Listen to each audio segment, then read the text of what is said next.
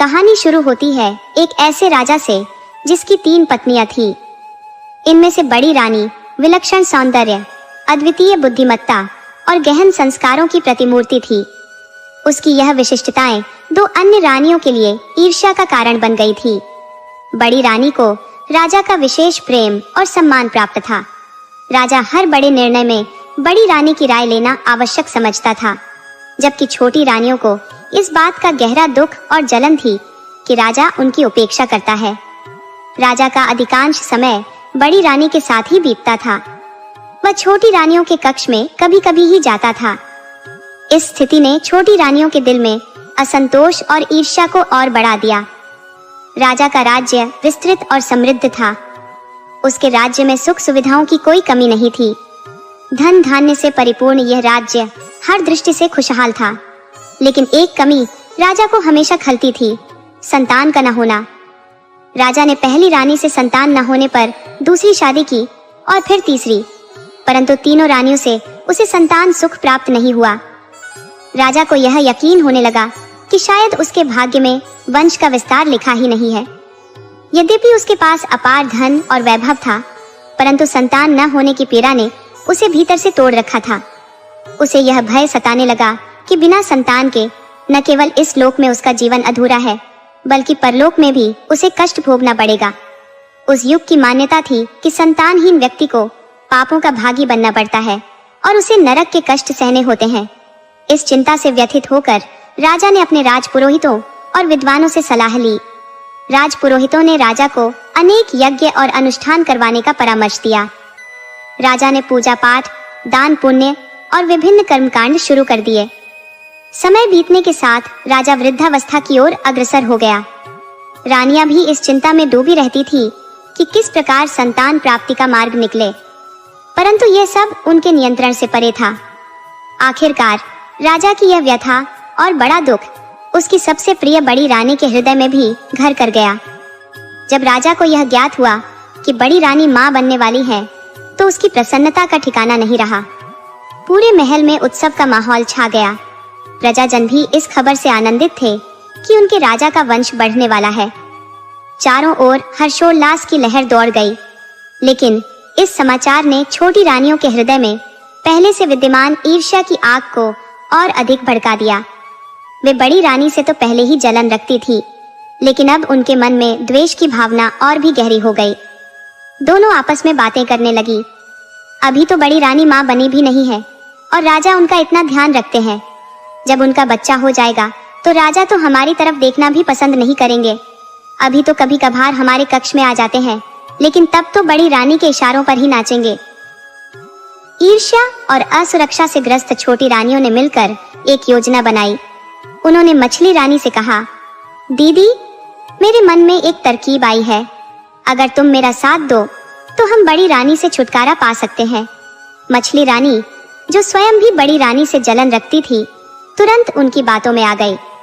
छोटी रानी ने मछली रानी को अपनी योजना विस्तार से बताई।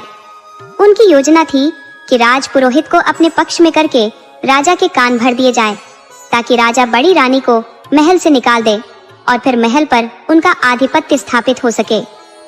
मछली रानी को यह विचार उचित लगा और वह इस षड्यंत्र में उनका साथ देने के लिए तैयार हो गई। उन्होंने मिलकर राजपुरोहित को महल में बुलाया। राजपुरोहित, जिनका राजा पर अत्यधिक प्रभाव था और जिनकी वाणी को सच माना जाता था, को अपने पक्ष में करने की कोशिश की। राजपुरोहित का काम हमेशा राजा को सही दिशा में सलाह देना और समस्याओं का समाधान निकालना होता था। जब राजपुरोहित महल में आए तो दोनों रानियों ने उनसे कहा, राजपुरोहित जी, बड़ी रानी मां बनने वाली है। हम चाहते हैं कि आप राजा को कुछ ऐसा कहें जिससे वे बड़ी रानी का परित्याग कर दें। लेकिन राजपुरोहित, जो धर्म और सत्यनिष्ठा के प्रति समर्पित थे, ये सुनकर कुपित हो गए। उन्होंने स्पष्ट शब्दों में कहा, रानी जी, यह कार्य मेरे धर्म के विरुद्ध है। मैं इस कृत्य में तुम्हारा साथ नहीं दूंगा।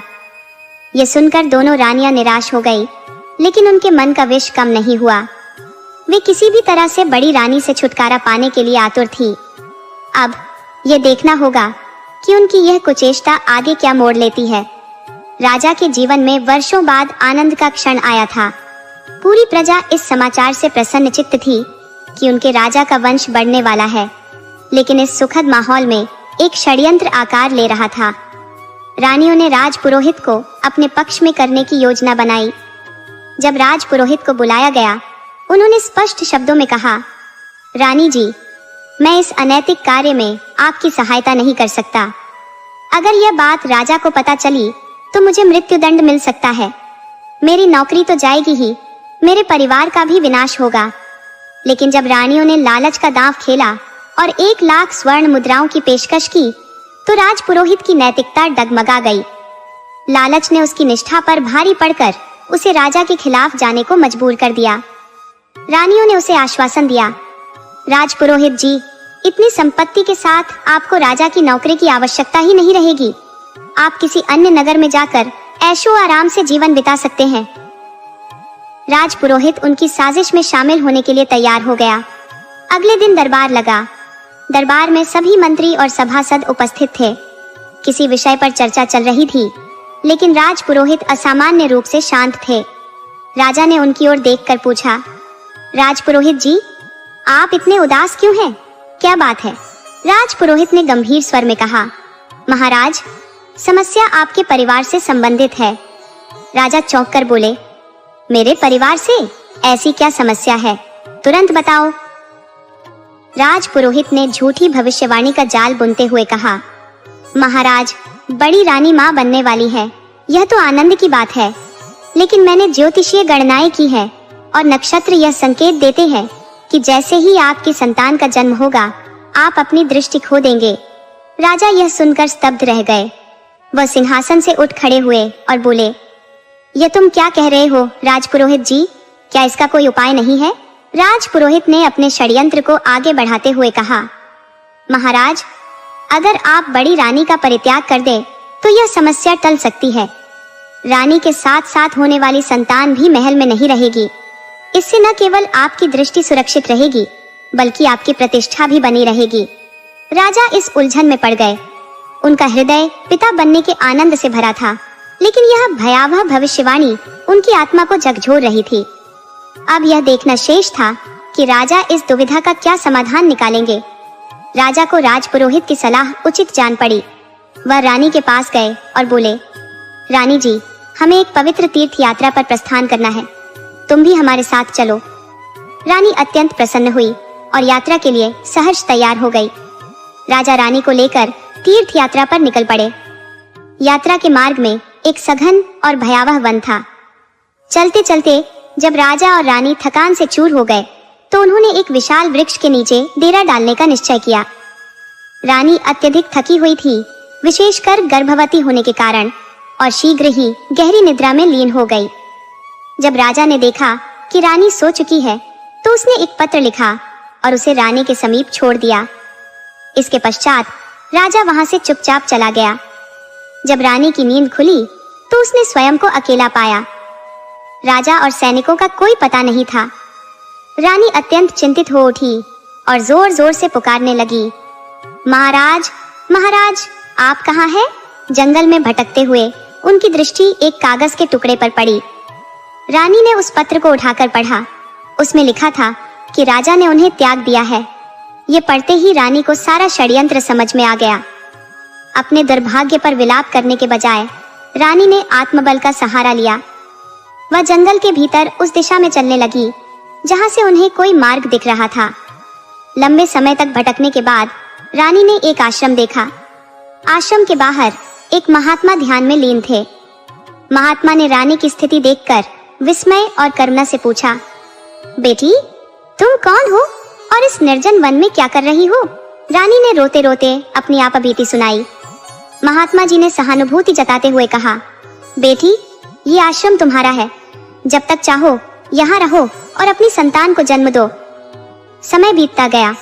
प्रसव का समय आने पर रानी ने एक सुंदर और तेजस्वी पुत्र को जन्म दिया। महात्मा जी ने बालक का नाम विशाल रखा, यह कहते हुए, यह बालक विलक्षण गुणों से परिपूर्ण होगा। महात्मा जी की दिव्य दृष्टि ने इस सत्य को भांप लिया था कि यह बालक कोई साधारण व्यक्ति नहीं, बल्कि एक राजा का उत्तराधिकारी है। विशाल आश्रम में अन्य बालकों के साथ शिक्षा ग्रहण करने लगा। समय अपनी गति से चलता रहा। और वह दिन आने वाला था जब विशाल का भाग्य उसे उसके वास्तविक उद्देश्य की ओर ले जाएगा। उधर राजा ने रानी को त्याग कर अपना अधिकतर समय मछली रानी के साथ बिताना आरंभ कर दिया। मछली रानी ने अपनी मोहिनी चालों से राजा को पूरी तरह वश में कर लिया था। अब राजा राजमहल के कार्यों से विरक्त हो गए थे और पूरा दिन मछली रानी के कक्ष में पड़े रहते। छोटी रानी यह सब देखकर अंदर ही अंदर ईर्ष्या से जलने लगी। वह सोचने लगी, पहले कभी कभार तो राजा मेरे पास आ जाते थे, लेकिन अब तो मेरी ओर देखना भी उन्होंने बंद कर दिया है। मेरे कक्ष में तो झांकने तक नहीं आते। छोटी रानी का धैर्य टूटने लगा। उसने मन ही मन एक षड्यंत्र रचने का निश्चय किया। एक समय आता है जब सहनशीलता की सीमा समाप्त हो जाती है। अपनी उपेक्षा से व्यथित होकर छोटी रानी ने महल के रक्षा मंत्री से संबंध बना लिए। यह नई सांठगांठ रक्षा मंत्री के लिए भी लाभकारी सिद्ध हुई। अब वह राज्य में भ्रष्टाचार करने और अव्यवस्था फैलाने लगा। इधर समय बीतता गया। बड़ी रानी और राजकुमार अभी भी आश्रम में रह रहे थे। राजकुमार धीरे धीरे बड़ा हो रहा था और महात्मा जी उसे शिक्षा और संस्कार दे रहे थे। राजकुमार अत्यंत बुद्धिमान और कुशाग्र बुद्धि का था, लेकिन जब कभी आश्रम में सहपाठी अपने अपने पिता के बारे में चर्चा करते तो राजकुमार चुप हो जाता। उसे अपने पिता का नाम नहीं पता था।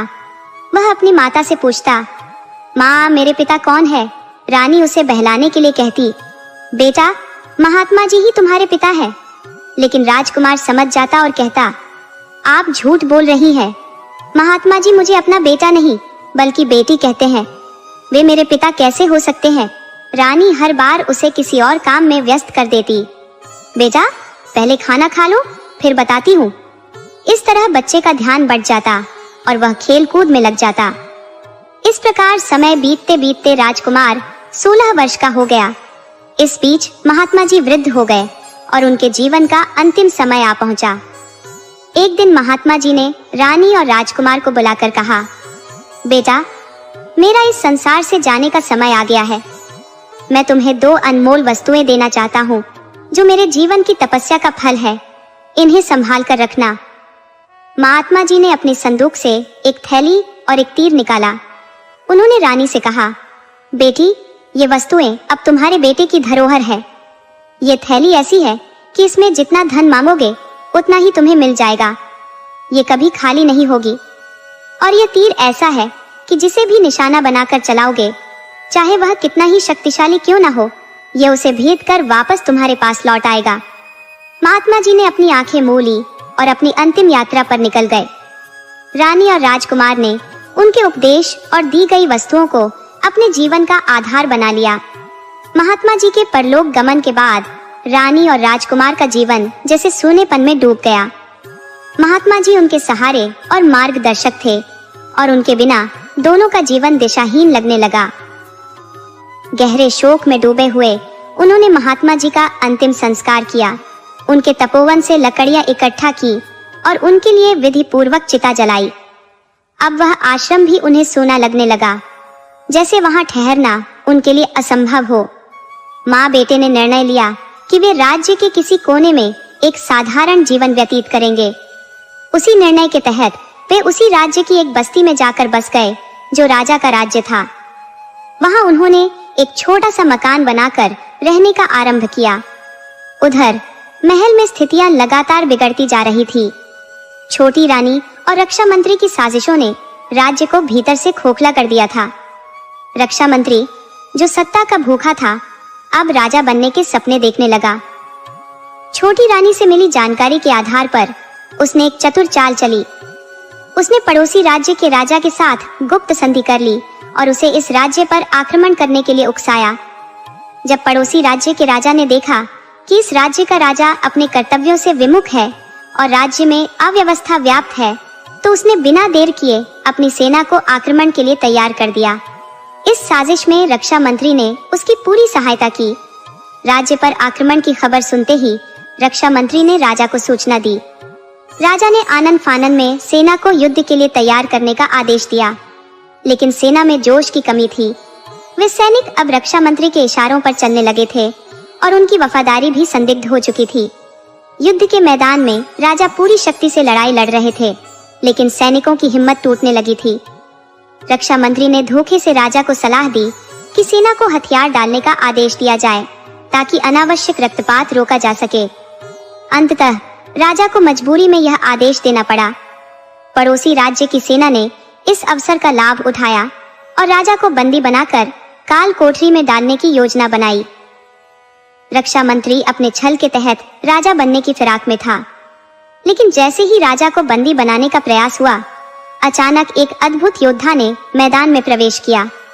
उसने अपनी अद्वितीय वीरता से एक ही प्रहार में 25 सैनिकों को परास्त कर दिया। ये दृश्य देख शत्रु सेना भयभीत हो गई। वह योद्धा और कोई नहीं बल्कि राजकुमार था, जो वर्षों तक आश्रम में रहकर शिक्षा और वीरता का अभ्यास कर रहा था। उसने राजा को धैर्य बंधाया और कहा, महाराज, आप चिंतित न हो। जब तक हम इस धरती पर जीवित हैं, शत्रु यहाँ कदम नहीं रख सकते। फिर उसने अपने धनुष पर तीर चढ़ाया और ऐसा प्रहार किया कि पहले ही वार में 50 सैनिक धराशायी हो गए। अगले प्रहार में यह संख्या बढ़ती चली गई, 100, 150, 300, 500 तक। उसकी अद्भुत वीरता ने शत्रु सेना में अफरा तफरी मचा दी। भयभीत होकर दुश्मन अपनी जान बचाने के लिए पीठ दिखाते हुए भागने लगे, लेकिन इसी बीच राजा को शत्रु ने बंदी बना लिया। राजा स्तब्ध था। वह उस दिव्य योद्धा को देख रहा था जिसने मानो स्वर्ग से अवतरित होकर उसकी रक्षा की थी। राजा ने विस्मय से पूछा, वीर योद्धा, तुम कौन हो और ये चमत्कारी धनुष बाण क्या है? मैं ऐसा अद्भुत अस्त्र पहली बार देख रहा हूँ। उसने नम्रता पूर्वक कहा, महाराज, यह मेरे गुरुदेव की देन है। यह एक दिव्य अस्त्र है। इसे मैं जहाँ चाहूँ भेज सकता हूँ और यह पुनः मेरे पास लौट आता है। इसी कारण हमने युद्ध में विजय पाई। पड़ोसी राजा को बंदी बना लिया गया। उसने स्वीकार किया कि यह सारा षड्यंत्र रक्षा मंत्री ने रचा था और छोटी रानी भी इसमें शामिल थी। राजा ने दोनों को बंदी बना लिया। छोटी रानी से सच्चाई उगलवाई गई तो उसने स्वीकार किया कि उसने बड़ी रानी को राज्य से निकालने की साजिश रची थी। राजकुमार ने राजा से निवेदन किया, महाराज, मुझे सेना में सेवा करने का अवसर दीजिए। उसकी योग्यता को देखकर राजा ने उसे सेना का सेनापति नियुक्त कर दिया। कुछ समय पश्चात राजा ने कहा, तुम जैसे वीर का जन्म धन्य है। मैं उस माता से मिलना चाहता हूँ जिसने तुम्हें जन्म दिया है। जब राजा ने उसकी माता का नाम पूछा तो राजकुमार ने अपनी माँ का नाम बताया। राजा सहसा चौंक उठा क्योंकि वह नाम उसकी बड़ी रानी का था। उसने और अधिक जानने की उत्सुकता से पूछा, तुम्हारे पिता का क्या नाम है? राजकुमार ने उत्तर दिया, महाराज, मेरी माँ ने आज तक मेरे पिता के बारे में नहीं बताया, न ही यह कि उन्होंने हमें क्यों त्यागा। राजा ने दृढ़ स्वर में कहा, मुझे तुम्हारी माता से अविलंब मिलना है। राजकुमार अपनी माँ को लेकर राजा के समक्ष उपस्थित हुआ। राजा ने रानी को देखते ही पहचान लिया। उसकी आंखों में पछतावे के आंसू थे। वह रानी के चरणों में गिर पड़ा और बोला, मैंने तुम्हारा त्याग षड्यंत्र का शिकार होकर किया, मुझे क्षमा कर दो। राजकुमार यह सब देख रहा था। उसकी आंखों में अपने माता पिता के पुनर्मिलन की खुशी और गर्व का भाव स्पष्ट था। लड़के ने दृढ़ता से कहा, महाराज, यदि आपने मेरी माँ का परित्याग किया है तो अब आपको उसी आदर और गरिमा के साथ उन्हें महल में वापस लाना होगा। यदि ऐसा नहीं हुआ तो मेरी माँ महल में कदापि कदम नहीं रखेंगी। राजा ने विनम्रता से कहा, बेटा, मैं तुम्हारी हर शर्त मानने के लिए तैयार हूँ। बताओ, तुम्हारी माँ को कैसे सम्मान पूर्वक लाया जाए? तब राजकुमार ने विचारशील स्वर में कहा, महाराज, एक पालकी मनवाई जाए जिसमें मेरी माँ को बैठाया जाएगा। इस पालकी को कहारों द्वारा उठाया जाएगा, लेकिन पालकी का एक कोना आपको अपने कंधे पर रखना होगा। मेरी माँ केवल तभी महल में प्रवेश करेंगी जब आप स्वयं उन्हें उसी सम्मान के साथ लेकर आएंगे। राजा ने राजकुमार की यह शर्त स्वीकार कर ली। उन्होंने तुरंत पालकी मंगवाई और अपनी बड़ी रानी को उसमें बैठाया। फिर अपने कंधे पर पालकी का एक कोना संभालते हुए राजा ने पूरे राज्य के सामने रानी को महल में लाकर उनके प्रति अपने किए गए अपराध का प्रायश्चित किया। महल में प्रवेश के बाद राजा ने राजकुमार का विधिवत राज्याभिषेक किया और उसे राजगद्दी सौंपी। दोनों षड्यंत्रकारी रानियों को काल कोठरी में डाल दिया गया। जो पुरोहित और रक्षा मंत्री इस साजिश में सम्मिलित थे, उन्हें मृत्युदंड दिया गया। हालांकि रानियों को भी मृत्युदंड का आदेश दिया गया था, लेकिन राजकुमार ने इसे बदलते हुए कहा, इनके कर्मों के लिए मृत्यु बहुत सरल दंड है। इन्हें घुट घुट कर अपने की का पछतावा करना चाहिए। काल कोठरी ही इनके लिए उचित दंड है। इस प्रकार राजकुमार ने न्याय स्थापित किया। राजा ने अपने पुत्र और बड़ी रानी के साथ शेष जीवन आनंद और संतोष में व्यतीत किया। महल में फिर से उल्लास का वातावरण छा गया और राज्य में समृद्धि लौट आई। प्रिय मित्रों, यदि आपको हमारी यह कथा पसंद आई हो तो कृपया हमारे चैनल को लाइक करें, सब्सक्राइब करें और इसे अपने मित्रों के साथ शेयर करें। राधे राधे।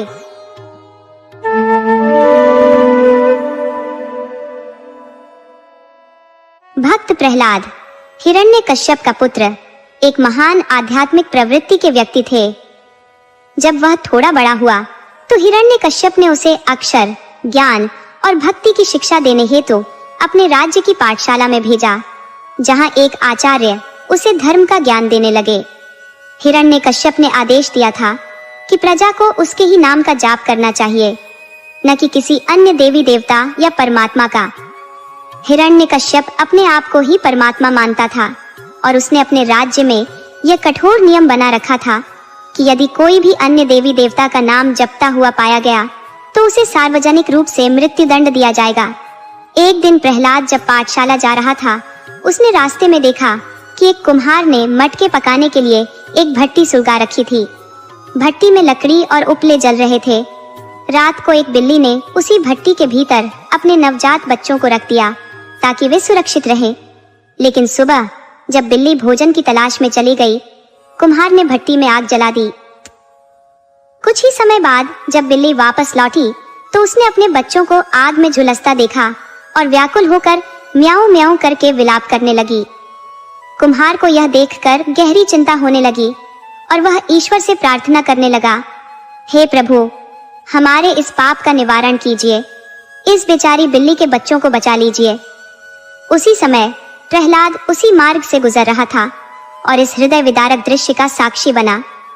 प्रहलाद ने देखा कि कुम्हारिन बिलख रही थी। उसके विलाप में ईश्वर को पुकारने का स्वर गूंज रहा था। वह बार बार प्रभु राम और विष्णु को अपनी विनती सुनने के लिए पुकार रही थी, हे भगवान, इस बिल्ली के बच्चों की रक्षा करो, हमें इस पाप से बचाओ। प्रहलाद को समझ नहीं आया कि वह अपने पिता हिरण्यकश्यप का नाम न लेकर राम का नाम क्यों ले रही है। उसने कुम्हारिन से पूछा, माँ, आप मेरे पिता का नाम क्यों नहीं लेती? वे तो इस राज्य के स्वामी हैं। कुम्हारिन ने गहरी पीड़ा में कहा, बेटा, ये बिल्ली अपने बच्चों को हमारी भट्टी में छोड़ गई थी, हमें इसका आभास न था। सुबह आग लगा दी और अब यह बेचारी अपने बच्चों के लिए तड़प रही है।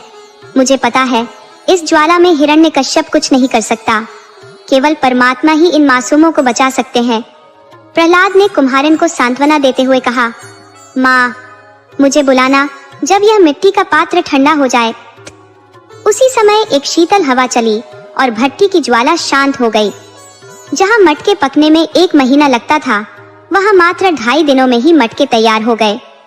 कुम्हारिन ने प्रहलाद को बुलाकर मटके निकाले और चमत्कार हुआ।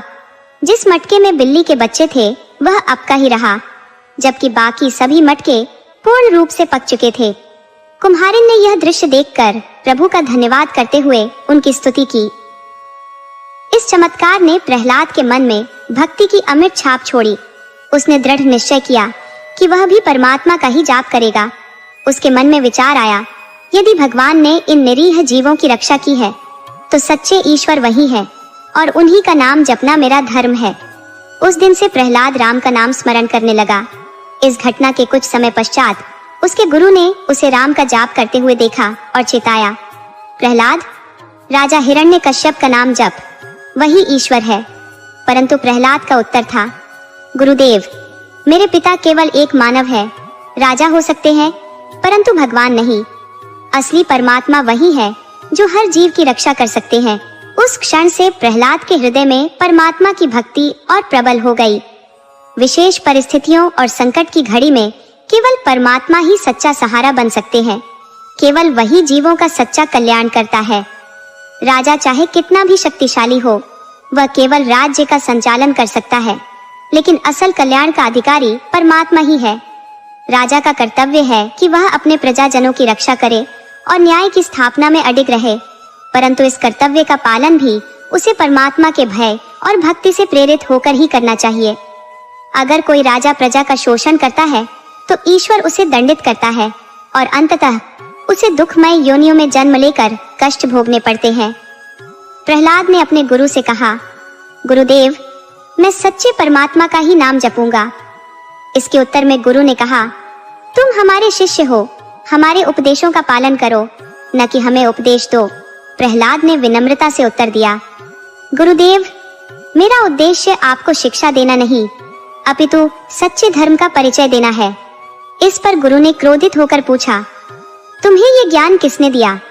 प्रहलाद ने बताया, मुझे यह स्मरण है कि जब मैं अपनी माता के गर्भ में था, नारद जी ने मुझे परमात्मा की महिमा और मानव का धर्म बताया था। उन्होंने मुझे नाम जप का मार्ग दिखाया था और अब मैं उसी पथ का अनुसरण कर रहा हूँ। यह सुनकर गुरु ने हिरण्यकश्यप को जाकर बताया कि उसका पुत्र केवल राम का नाम जपता है और उनकी कोई भी बात नहीं सुनता, उल्टे उसे शिक्षा देने लगता है। हिरण्यकश्यप ने अपने पुत्र प्रहलाद को बुलाकर समझाने का प्रयास किया, अब से तुम राम का नाम नहीं लोगे।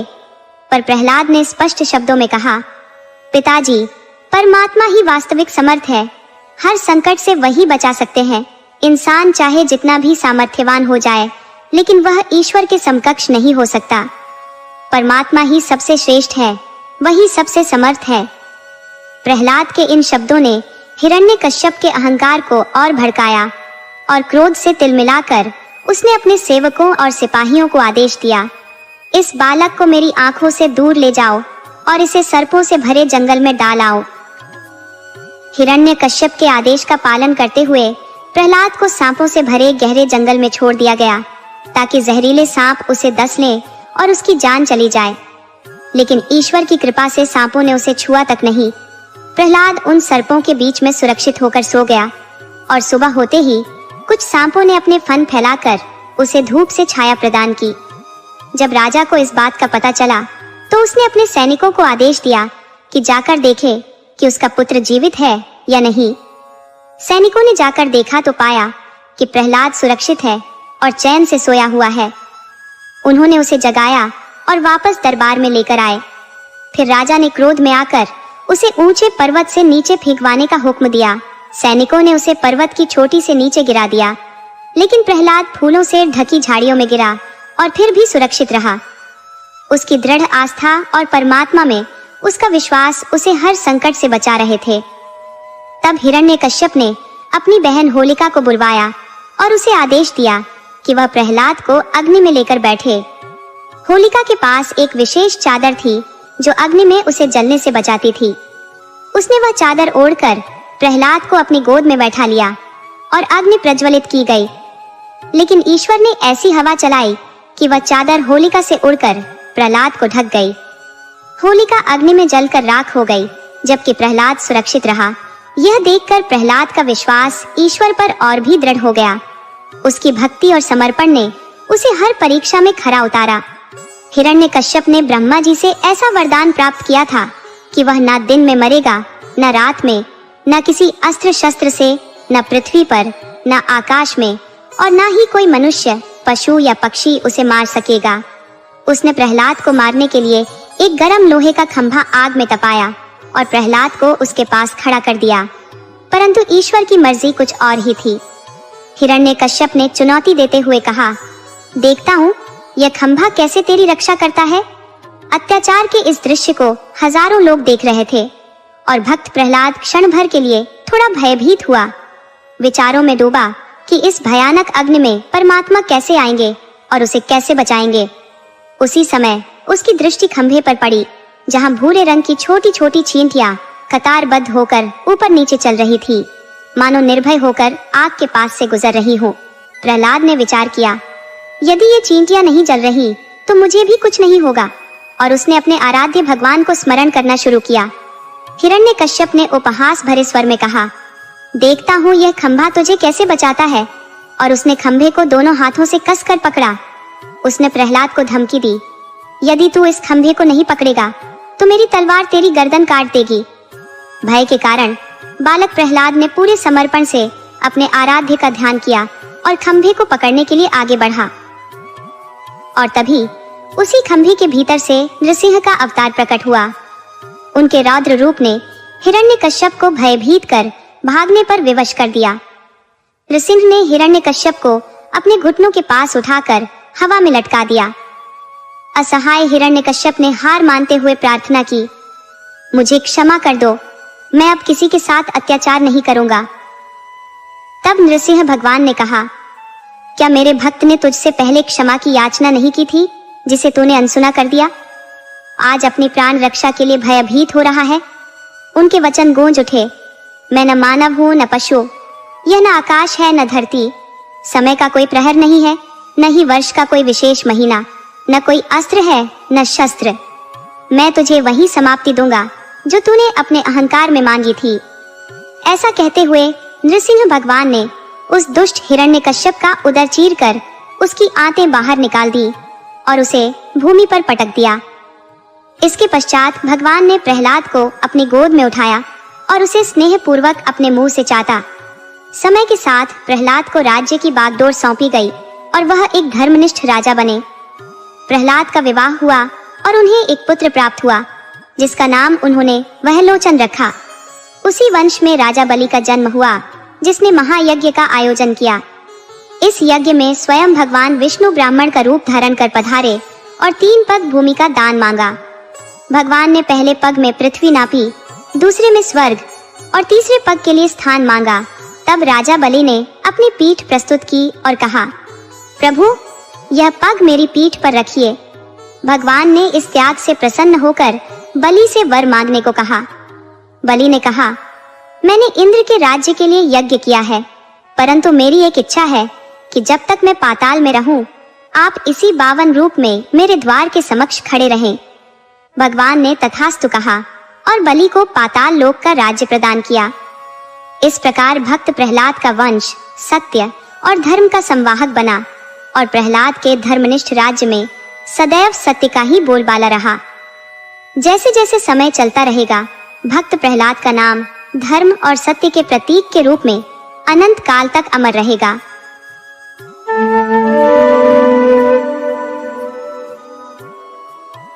राधे राधे दोस्तों, आज हम आपको एक ऐसी कथा सुनाने जा रहे हैं जो हर घर का आईना है। अगर आप हमारे चैनल पर नए हैं तो कृपया हमारे चैनल को पसंद करें, सदस्यता लें और इसे दूसरों के साथ शेयर करें। आज समय की धारा इतनी तीव्र गति से प्रवाहित हो रही है कि दुनिया का हर कोना परिवर्तन के रंग में सराबोर हो चुका है। सुनसान गांव अब कस्बों का रूप ले रहे हैं और कस्बे नगरों में तब्दील हो रहे हैं। रेडियो ने कब टीवी का आकार ले लिया और टीवी ने कब कंप्यूटर का चोला पहन लिया, यह भी समझ नहीं आया। साइकिल के स्थान पर स्कूटी और मोटरसाइकिल ने कब अपनी जगह बना ली, इसका भी आभास नहीं हुआ। लेकिन इस तेजी से बदलती दुनिया के बीच अगर कुछ अडिग और अचल रहा है तो वह है महेश के आंगन का वह पुराना नियम का पेड़। इस पेड़ को उनके पिताजी श्री जगजीवन बाबू ने लगभग 60 वर्ष पूर्व अपने घर के आंगन में रोपा था। वह पेड़ आज भी उतनी ही ठंडी छांव और शीतलता प्रदान करता है जितनी वर्षों पहले करता था। जगजीवन बाबू ने यह पेड़ तब लगाया था जब महेश महज 10 वर्ष के थे। उनके पास पैतृक संपत्ति के नाम पर केवल 1 कट्ठा जमीन थी और उसी जमीन पर यह नियम का पेड़ सीना ताने खड़ा था। इसी भूमि पर जगजीवन बाबू ने एक कच्ची झोपड़ी बनाई थी, जिसमें वे अपनी पत्नी सरिता, बेटे महेश और 2 छोटी बेटियों गुड़िया और कविता के साथ रहते थे। गुड़िया और कविता महेश से उम्र में छोटी थी। उन दिनों रोजगार के साधन आज की तरह बहुलता में नहीं थे और न ही जगजीवन बाबू के पास कोई स्थायी नौकरी थी। लेकिन परिवार की गुजर बसर के लिए कुछ करना जरूरी था, इसलिए उन्होंने शहर की अदालत में स्टाम्प वेंडर का कार्य शुरू किया। इस काम से जो थोड़ी बहुत आमदनी होती थी, उससे परिवार का खर्च बड़ी मुश्किल से चल पाता था। आज भी उस नियम का पेड़ इस परिवार के संघर्षों और अतीत का साक्षी बना खड़ा है, जैसे वह समय और कठिनाइयों को ठेंगा दिखा रहा हो। समय की धारा अपनी ही लय में बहती रही, और संघर्षों की परछाई भी महेश के परिवार पर लगातार गहराती गई। 2 वर्षों का वक्त मानो पलक झपकते ही बीत गया। अब महेश 12 वर्ष का हो चुका था और 8वीं कक्षा की परीक्षा की तैयारी कर रहा था। लेकिन समय के गर्भ में कुछ ऐसा दुस्वप्न छिपा था जिसकी कल्पना न कभी जगजीवन बाबू ने की थी और न ही उनके परिवार के किसी सदस्य ने। एक सुबह जब जगजीवन बाबू अपने नित्य कर्म से निवृत्त होकर चारपाई पर बैठे थे, अचानक उनके चेहरे और शरीर के बाईं ओर का हिस्सा निष्क्रिय हो गया। उनकी पत्नी सरिता घबराकर चिल्लाने लगी, आपको क्या हो रहा है? ये कैसी हालत है आपकी? मुझे बहुत डर लग रहा है, बताइए ना। उनकी आवाज सुनकर महेश भी दौड़ता हुआ आया और रोते हुए पूछा, माँ, बापू को क्या हो गया? घर में कोहराम मच गया। महेश की बहनें भी रोते हुए वहां पहुंच गई और पूरे घर में चीख पुकार का आलम छा गया। इसी बीच मोहल्ले के कुछ लोग घर में आए और बोले, जगजीवन बाबू को लकवा मार गया है, अब वे न बोल पाएंगे न चल फिर पाएंगे। ये सुनकर सरिता बेसुध होकर गिर पड़ी।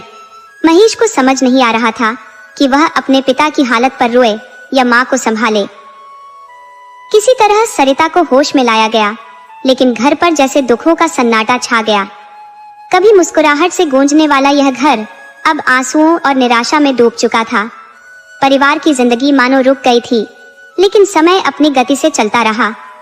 दिन महीनों में बदले और फिर महीनों ने वर्षों का रूप ले लिया। हालांकि समय के इस प्रवाह में महेश और उसकी माँ सरिता के लिए विपत्तियों का अंत नहीं हुआ। लकवे के कारण जगजीवन बाबू कभी काम पर लौट नहीं सके, जिससे घर की आर्थिक स्थिति बद से बदतर हो गई। रिश्तेदारों ने भी इस कठिन घड़ी में उनकी सहायता से किनारा कर लिया। स्थिति इतनी भयावह हो गई कि जगजीवन बाबू के अंतिम संस्कार और शादी के लिए भी महेश के पास पैसे नहीं थे। सरिता ने अपने पिता से कुछ धन मांगा और बाकी कर्ज एक साहूकार से लिया। जैसे तैसे क्रियाकर्म का कार्य संपन्न हुआ, लेकिन समय की गति तो अडिग थी। घर की हालत हर दिन और विकट होती गई और संघर्षों के पहाड़ महेश के कंधों पर भारी होते रहे। रात्रि का घना अंधकार पूरे गांव पर अपनी चादर फैला चुका था, पर सरिता की आंखों में न तो नींद थी और न ही चैन। आंसुओं की अविरल धार उसके गालों पर लुढ़कती रही। आंगन के नियम के नीचे बैठा महेश अपनी किस्मत और विधि को कोस रहा था। वह एक ऐसी वेदना में डूबा था जहां शब्द नहीं, केवल निःशब्द आहें थी। और अगर वहां कोई तीसरा भी आंसू बहा रहा था तो वह था आंगन का वही पुराना नीम का पेड़ जो जगजीवन बाबू को अपने संरक्षक जैसा मानता था। उन्होंने उस पेड़ को कभी सूखने नहीं दिया था, जैसे वह उनका कोई और पुत्र हो। रोते रोते कब महेश को नींद ने अपने आंचल में सुला लिया, इसका उसे भान तक न हुआ। सुबह ने रात्रि को विदा कर दिया था। सूर्य की पहली किरण नीम की शाखाओं से छनकर महेश के चेहरे पर पड़ी, पर वह अभी भी उसी पेड़ के नीचे बेसुध सो रहा था। कहते हैं, समय हर किसी को कुछ न कुछ सिखा ही देता है। किसी को गिरकर संभलना तो किसी को अपने पैरों पर चलना। लेकिन महेश को अभी यह एहसास नहीं था कि आज का दिन उसके लिए क्या संदेश लेकर आया है। जगजीवन बाबू की चिता की अग्नि अभी पूरी तरह शांत भी नहीं हुई थी कि दरवाजे पर दस्तक हुई। आवाज सुनकर महेश ने अपनी छोटी बहन गुड़िया से कहा, गुड़िया, जाकर देख तो सही, दरवाजे पर कौन आया है। गुड़िया ने दरवाजा खोला तो बाहर मोहल्ले के साहूकार खड़े थे। उन्हें देखकर गुड़िया ने हाथ जोड़कर कहा, चाचा जी, आप इतनी सुबह कैसे आए? सब ठीक तो है? साहूकार ने कहा, खुश रहो बेटी, सब ठीक है। मैं तो तेरी माँ से मिलने आया था, अगर वह न हो तो महेश को बुला दो। गुड़िया ने सहमति में सिर हिलाया और अंदर जाकर महेश से बोली, भैया, चाचा जी आए हैं, तुम्हें बुला रहे हैं। महेश बाहर आया और साहूकार से बोला, चाचा जी प्रणाम, बताइए ना, इतनी सुबह आने का कारण क्या है? साहूकार ने गहरी सांस लेते हुए कहा, देख बेटा, यह बात तो मुझे तेरी माँ से करनी चाहिए थी, पर अब हालात ऐसे हैं कि तू ही इस घर का जिम्मेदार है। तेरे पिता के जाने के बाद अब यही घर और परिवार तेरे कंधों पर है। महेश की आंखों में आंसू आ गए। उसने कहा, चाचा जी, आप बिल्कुल सही कह रहे हैं, लेकिन मैंने ऐसा क्या किया था कि ऊपर वाले ने मुझे इतनी बड़ी सजा दी? साहूकार ने उसे सांत्वना देते हुए कहा, बेटा, यह तो विधाता की लीला है, उनके आगे किसी की नहीं चलती। अब तू अपने आप को मजबूत कर और ये बताओ कि मैं किस लिए आया हूँ, वह सुनने के लिए तैयार है या नहीं? महेश ने अपनी हिम्मत बांधते हुए कहा। जी चाचा जी, बताइए, मैं सुन रहा हूँ। साहूकार ने कहा, बेटा, तेरी माँ ने तेरे पिता के क्रियाक्रम के लिए मुझसे कुछ कर्ज लिया था और तेरे पिता ने भी अपने जीवन काल में मुझसे कुछ उधार लिया हुआ था। तेरी माँ ने वादा किया था कि वह जल्द ही पूरा कर्ज चुका देगी। उसी कर्ज की बात करने मैं आया हूँ। महेश ने व्याकुल होकर कहा, चाचा जी, पर इस समय हमारे पास पैसे के नाम पर कुछ भी नहीं है। हम आपका कर्ज अभी कैसे चुका पाएंगे? साहूकार ने गंभीर स्वर में कहा। ठीक है बेटा, अभी मुझे कोई आपत्ति नहीं है, लेकिन अगर आज तुमने कर्ज नहीं चुकाया तो बाद में तुम्हें मूलधन के साथ हर महीने 10% ब्याज भी देना होगा। महेश ने धीमे स्वर में कहा। ठीक है चाचा जी, मैं पूरी कोशिश करूंगा कि जल्द से जल्द आपका कर्ज चुका सकूं। महेश की परेशानियां और गहरी हो गई। उसे समझ नहीं आ रहा था कि वह घर का खर्च चलाए या साहूकार का कर्ज चुकाए, पर हाथ रखकर बैठने से समस्याओं का समाधान नहीं हो सकता था। उसने कठोर निर्णय लिया कि वह अपनी पढ़ाई छोड़ देगा और कोई ऐसा काम करेगा जिससे घर का खर्च भी चल सके और कर्ज भी चुकता हो जाए। महेश ने काम की तलाश में जी जान लगा दी। आखिरकार उसे एक दवा की दुकान में सेल्स बॉय का काम मिल गया, जहां उसे 300 रुपए प्रतिमाह मिलते थे। वह खुश था, पर चिंताओं ने उसका साथ नहीं छोड़ा। इतने पैसे में गुजारा मुश्किल था। पिता का साया पहले ही उठ चुका था, पर महेश ने अपनी माँ और 2 छोटी बहनों की जिम्मेदारी महज 12 साल की उम्र में खुशी खुशी उठा ली। वह हर परिस्थिति से जूझने के लिए तैयार रहता। कभी घर में चावल खत्म हो जाता, कभी आटा, कभी बहनों की स्कूल फीस पूरी नहीं हो पाती, तो कभी साहूकार का बकाया चुकाने के लिए पैसे कम पड़ जाते। फिर भी महेश ने हिम्मत और सब्र का दामन नहीं छोड़ा। उसने सोचा कि दुकान के बाद शाम का खाली समय भी उपयोगी बनाया जाए। उसने बच्चों को ट्यूशन देने का निर्णय लिया। चूंकि वह अपने पिता की मृत्यु के बाद 8वीं के बाद पढ़ाई छोड़ चुका था, इसलिए केवल छोटे बच्चों को ही ट्यूशन पढ़ा सकता था। ट्यूशन से मिलने वाले पैसे ज्यादा नहीं थे, लेकिन उसने तकलीफों के बावजूद थोड़ा थोड़ा पैसा बचाना शुरू किया। सालों की मेहनत और संघर्ष के बाद उसने आखिरकार साहूकार का सारा कर्ज चुका दिया। साहूकार से मुक्ति मिलने के बाद महेश ने अपने बचाए हुए पैसों से एक चाय की दुकान खोल ली। ये दुकान उसके संघर्षों और मेहनत का परिणाम थी। महेश ने अपनी जिम्मेदारियों को न केवल निभाया, बल्कि अपने जीवन को एक नई दिशा भी दी। महेश अब अपने जीवन में एक नए मुकाम पर पहुंच चुका था। उसके पास अपनी खुद की दुकान थी और वह अपने संघर्ष और मेहनत के बल पर सब कुछ हासिल कर चुका था। आज वह बेहद खुश था, क्योंकि यह सब उसकी लगन और हिम्मत का नतीजा था। समय धीरे धीरे करवट बदल रहा था। घर के आंगन में खड़ा नीम का पेड़ अब और भी विशाल और मजबूत हो चुका था, जैसे महेश के जीवन का प्रतीक बन गया हो। महेश दुनियादारी के बोझ में घिरता जरूर था, लेकिन हर बार खुद को संभाल लेता था। उसने कभी हार मानना नहीं सीखा था। अब उसके परिवार की स्थिति पहले से कहीं बेहतर हो चुकी थी।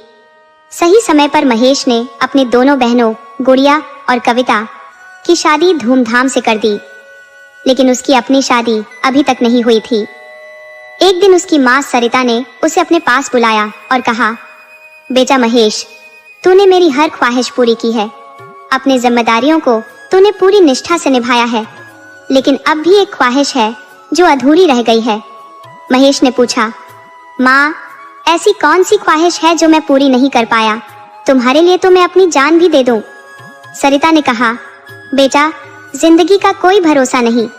मैं चाहती हूँ कि मेरे जीते जी मैं अपनी बहू का मुखड़ा देख लूं, लेकिन यह तभी हो सकता है जब तू राजी हो। महेश ने माँ को समझाने की कोशिश की। माँ, तुम्हें ऐसी बहकी बहकी बातें नहीं करनी चाहिए। तुम्हारी उम्र अभी ज्यादा नहीं हुई है, ऐसी फालतू बातें मत किया करो। लेकिन सरिता ने गंभीरता से कहा, बेटा, जब तेरे बापू गए थे तब मौत ने उनकी उम्र भी नहीं देखी थी। अगर तू नहीं चाहता तो मैं तुझ पर जोर नहीं दूंगी, लेकिन मेरे बाद तुझे पछताना नहीं चाहिए। माँ की यह बात सुनकर महेश मजबूर हो गया और शादी के लिए हाँ कर दी। सही मुहूर्त देखकर महेश की शादी रेखा नाम की एक सुंदर और सुलझी हुई लड़की से कर दी गई। रेखा दहेज के नाम पर कुछ भी लेकर नहीं आई थी, लेकिन उसे कपड़ों की सिलाई में महारत हासिल थी। महेश ने उसके लिए एक सिलाई मशीन खरीद दी। रेखा ने घर पर ही सिलाई का काम शुरू कर दिया और जल्द ही महेश के घर की माली स्थिति पहले से बेहतर हो गई। रेखा के आने से महेश का जीवन खुशियों से भर गया। 2 साल बाद रेखा ने जुड़वा बेटों को जन्म दिया। घर में खुशियों का माहौल था। पूरे मोहल्ले में उत्सव मनाया जा रहा था। महेश ने अपने जीवन में एक नई शुरुआत देखी, लेकिन इसी खुशी के बीच महेश नियम के पेड़ के नीचे बैठकर अपने जीवन की सबसे बड़ी कमी को महसूस कर रहा था। उसे अपने स्वर्गीय पिता श्री जगजीवन बाबू की याद आ रही थी। महेश को लगा जैसे उनके आशीर्वाद के बिना यह सब संभव नहीं होता। घर के आंगन का नीम का पेड़ भी इस खुशी में झूम रहा था, जैसे वह भी महेश के जीवन के हर उतार चढ़ाव का साक्षी हो। बच्चों की किलकारियों से गूंजता हुआ घर अब महेश के संघर्ष, प्यार और समर्पण की कहानी बयां कर रहा था। जल्दी ही एक शुभ मुहूर्त देखकर महेश और रेखा ने अपने दोनों बच्चों का नामकरण संस्कार धूमधाम से कर दिया। बड़े बेटे का नाम सुरेश और छोटे का नाम दिनेश रखा गया। घर के आंगन का नीम का पेड़ भी मानो इस खुशी में झूम उठा था। दिनेश और सुरेश चंद्रमा की कलाओं की भांति बढ़ने लगे और उनके साथ साथ महेश और रेखा के नए सपने भी आकार लेने लगे। हालांकि सपनों को पूरा करने के लिए ज्यादा पैसों की जरूरत थी। महेश नहीं चाहता था कि उसके बच्चे भी उसकी तरह किसी अभाव में जिए। वह चाहता था कि सुरेश और दिनेश को एक ऐसा भविष्य मिले जो हर तरह की मुश्किलों से अछूता हो। इधर अपनी शादी के बाद भी कविता और गुड़िया का अपने मायके आना जाना लगा रहता था।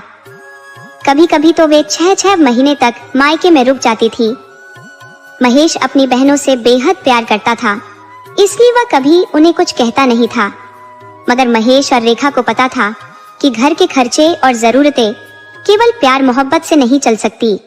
इसके लिए दिन रात मेहनत करनी पड़ती थी। समय बीतता गया और सुरेश और दिनेश पूरे 5 साल के हो गए। अब महेश को उनकी पढ़ाई की चिंता सताने लगी। एक दिन उसने रेखा से कहा, रेखा, एक बात कहूं? रेखा मुस्कुराकर बोली, हाँ जी, बोलिए। महेश ने कहा, दिनेश और सुरेश अब 5 साल के हो गए हैं। मैं सोच रहा था कि क्यों न उनका स्कूल में दाखिला करवा दूं। रेखा उत्साहित होकर बोली, ये तो बहुत अच्छा विचार है, इसमें सोचने की क्या बात है? महेश ने थोड़ी चिंता भरे स्वर में कहा, सोचने वाली बात तो कुछ नहीं है रेखा, लेकिन तुम तो जानती हो मेरी दुकान अब पहले जैसी नहीं चलती। तुम्हारा सिलाई का काम भी कभी बहुत अच्छा चलता है और कभी बिल्कुल मंदा। ऐसे में हम अपने बच्चों को किसी अच्छी प्राइवेट स्कूल में दाखिला कैसे दिलवाएंगे? रेखा ने गहरी सांस लेकर कहा, तो क्या हमारे बच्चे अनपढ़ रहेंगे? क्या वे पढ़ाई नहीं करेंगे? महेश ने जल्दी से जवाब दिया, नहीं नहीं, मेरा मतलब यह नहीं था। तब रेखा ने समझदारी से कहा, तो फिर सरकारी स्कूल में उनका दाखिला करवा दो। पढ़ने वाले बच्चे कहीं भी पढ़ लेंगे। सरकारी स्कूल और प्राइवेट स्कूल का फर्क केवल दिखावे की बात है। असली बात यह है कि बच्चे मेहनत से पढ़ाई करें। पढ़ने की लगन होनी चाहिए, स्कूल तो माध्यम है। महेश ने सिर हिलाते हुए कहा, ठीक है, जैसा तुम कहो, लेकिन हमें अपनी मेहनत और बढ़ानी होगी ताकि उनका भविष्य उज्जवल हो सके। रेखा मुस्कुराकर बोली, अरे जी, मैं तो हमेशा आपके साथ हूँ। हर परिस्थिति में कदम से कदम मिलाकर चली हूँ और आगे भी चलूंगी। महेश ने उसे धन्यवाद देते हुए कहा, मुझे तुम्हारे साथ पर पूरा भरोसा है, लेकिन अब हमें ज्यादा पैसे कमाने के लिए और मेहनत करनी होगी। रेखा ने हंसते हुए कहा, उसकी चिंता आप मुझ पर छोड़ दो। वैसे भी मैं केवल आपके जीवन की रेखा नहीं हूँ, बल्कि आपके भाग्य और भविष्य की भी रेखा हूँ। महेश ने भी मुस्कुराकर कहा, यह तो सही है, तुम्हारे भाग्य से ही तो मुझे सुरेश और दिनेश मिले हैं। रेखा मजाक में बोली, अब ज्यादा मजाक मत करो, रात काफी हो चुकी है, जो करना है वह कल करेंगे। चलो अब सो जाओ। दोनों ने एक दूसरे की ओर देखकर मुस्कुराते हुए दिन का अंत किया। उनका आपसी समझ और समर्पण ही था जो उन्हें हर मुश्किल से लड़ने की ताकत देता था। घर के आंगन का नीम का पेड़ उनकी मेहनत और प्यार का मूक गवाह बना रहा। महेश ने सुरेश की बात मानते हुए अगले दिन अपने दोनों बेटों का दाखिला पास के सरकारी स्कूल में करवा दिया। दोनों बच्चे स्कूल में दाखिला पाकर बहुत खुश थे। समय अपनी रफ्तार से चलता रहा और सुरेश और दिनेश ने अपनी मेहनत और लगन से 5वीं कक्षा तक की पढ़ाई पूरी कर ली। अब वे दोनों बच्चे काफी समझदार और होशियार हो गए थे। एक दिन स्कूल से लौटते समय सुरेश ने महेश से कहा, पिताजी, हमारे स्कूल के ज्यादातर बच्चों के घर पर ट्यूशन टीचर आते हैं और उन्हें पढ़ाते हैं। महेश ने थोड़ा गुस्सा दिखाते हुए कहा, तो फिर? सुरेश ने झिझकते हुए कहा, पिताजी, मैं तो बस कह रहा था कि हमें भी ट्यूशन लगवानी चाहिए। आप हमारे लिए भी एक ट्यूशन टीचर रखवा दीजिए। महेश ने गंभीरता से कहा, बेटा, अभी हमारे पास ट्यूशन की फीस देने के लिए पैसे नहीं है। हमारा हाथ तंग है। हम पहले से ही स्कूल की फीस भरने में मुश्किलों का सामना कर रहे हैं। सुरेश यह सुनकर निराश हो गया और रोने लगा। रोते हुए उसने कहा, आपसे जब भी कुछ कहो आपका एक ही जवाब होता है, पैसे नहीं है, पैसे नहीं है। लेकिन इस बार मैं आपकी कोई बात नहीं सुनने वाला। अगर आपने मेरी ट्यूशन नहीं लगवाई तो मैं कल से स्कूल जाना भी छोड़ दूंगा। महेश ने उसे बहुत समझाने की कोशिश की, लेकिन सुरेश अपनी जिद पर अड़ा रहा। महेश के लिए यह बड़ा कठिन समय था। उसने अपने बच्चों की पढ़ाई के लिए दिन रात मेहनत की थी। उसने खुद अपने बच्चों को कभी किसी चीज के लिए डांटा भी नहीं था। आखिरकार उसने सुरेश की जिद के आगे हार मान ली और कहा, ठीक है बेटा, मैं तुम्हारे लिए घर पर ट्यूशन टीचर लगवा दूंगा। महेश के लिए यह बात कहना आसान था, लेकिन उसे निभाना बहुत कठिन। जब जेब खाली हो और जिम्मेदारियां सिर पर हो तो हर वादा चट्टान जैसा भारी लगता है। महेश की दुकान पर अक्सर किशोरी बाबू चाय पीने आते थे, जो पेशे से एक शिक्षक थे और उसी स्कूल में पढ़ाते थे जहां सुरेश और दिनेश पढ़ते थे। एक दिन महेश ने किशोरी बाबू के सामने अपनी दुविधा रख दी। किशोरी बाबू ने महेश की बात ध्यान से सुनी। वे महेश को लंबे समय से जानते थे और उसकी ईमानदारी और मेहनत से वाकिफ थे। किशोरी बाबू ने कुछ देर सोचने के बाद कहा, महेश, मैं जानता हूँ कि तुम्हारे लिए फीस भरना मुश्किल है। बिना फीस के मैं किसी भी बच्चे को पढ़ाता नहीं हूँ, लेकिन तुम्हारी हालत देखकर मैं मना भी नहीं कर सकता। पर मेरे पास एक उपाय है। महेश ने उत्सुकता से पूछा, क्या उपाय है किशोरी बाबू? किशोरी बाबू मुस्कुराकर बोले, तुम ऐसा करो, मेरी फीस के बदले रोज मुझे 2 वक्त का खाना खिला दिया करो, वही मेरी फीस होगी। महेश की आंखों में आंसू आ गए। उसने हाथ जोड़कर किशोरी बाबू को धन्यवाद दिया और कहा, किशोरी बाबू, आपने मेरी बड़ी समस्या हल कर दी। मैं आपका ये एहसान कभी नहीं भूलूंगा। उस दिन के बाद किशोरी बाबू ने सुरेश और दिनेश को पढ़ाना शुरू किया। वे दोनों बच्चे बड़ी लगन और मेहनत से पढ़ाई करने लगे। महेश और रेखा ने हर दिन किशोरी बाबू को सम्मान और प्रेम से घर का खाना खिलाया। नियम का पेड़ जो आंगन का गवाह था, यह सब देखकर और भी खुशी से झूमने लगा। उसे गर्व था कि महेश अपने बच्चों को बेहतर भविष्य देने के लिए हर संभव प्रयास कर रहा था। महेश ने गहरी सांस ली और कहा, रेखा, तुम्हें क्या बताऊं, जब से बच्चे बड़े हो रहे हैं, उनकी जरूरतें और उनके भविष्य की चिंताएं मेरे सिर पर बोझ बनती जा रही हैं। सुरेश और दिनेश को पढ़ाई के लिए ट्यूशन लगवा दिया, लेकिन ये सब कुछ करते करते मेरे हाथ तंग होते जा रहे हैं। हमारी आमदनी तो सीमित है, लेकिन खर्चे दिन ब दिन बढ़ते ही जा रहे हैं। मुझे डर है कि कहीं मैं अपने बच्चों की उम्मीदों पर खरा नहीं उतर पाया तो क्या होगा। रेखा ने मुस्कुराते हुए महेश के कंधे पर हाथ रखा और कहा, आपने आज तक कभी हार नहीं मानी और मैं जानती हूँ कि आगे भी आप हार नहीं मानेंगे।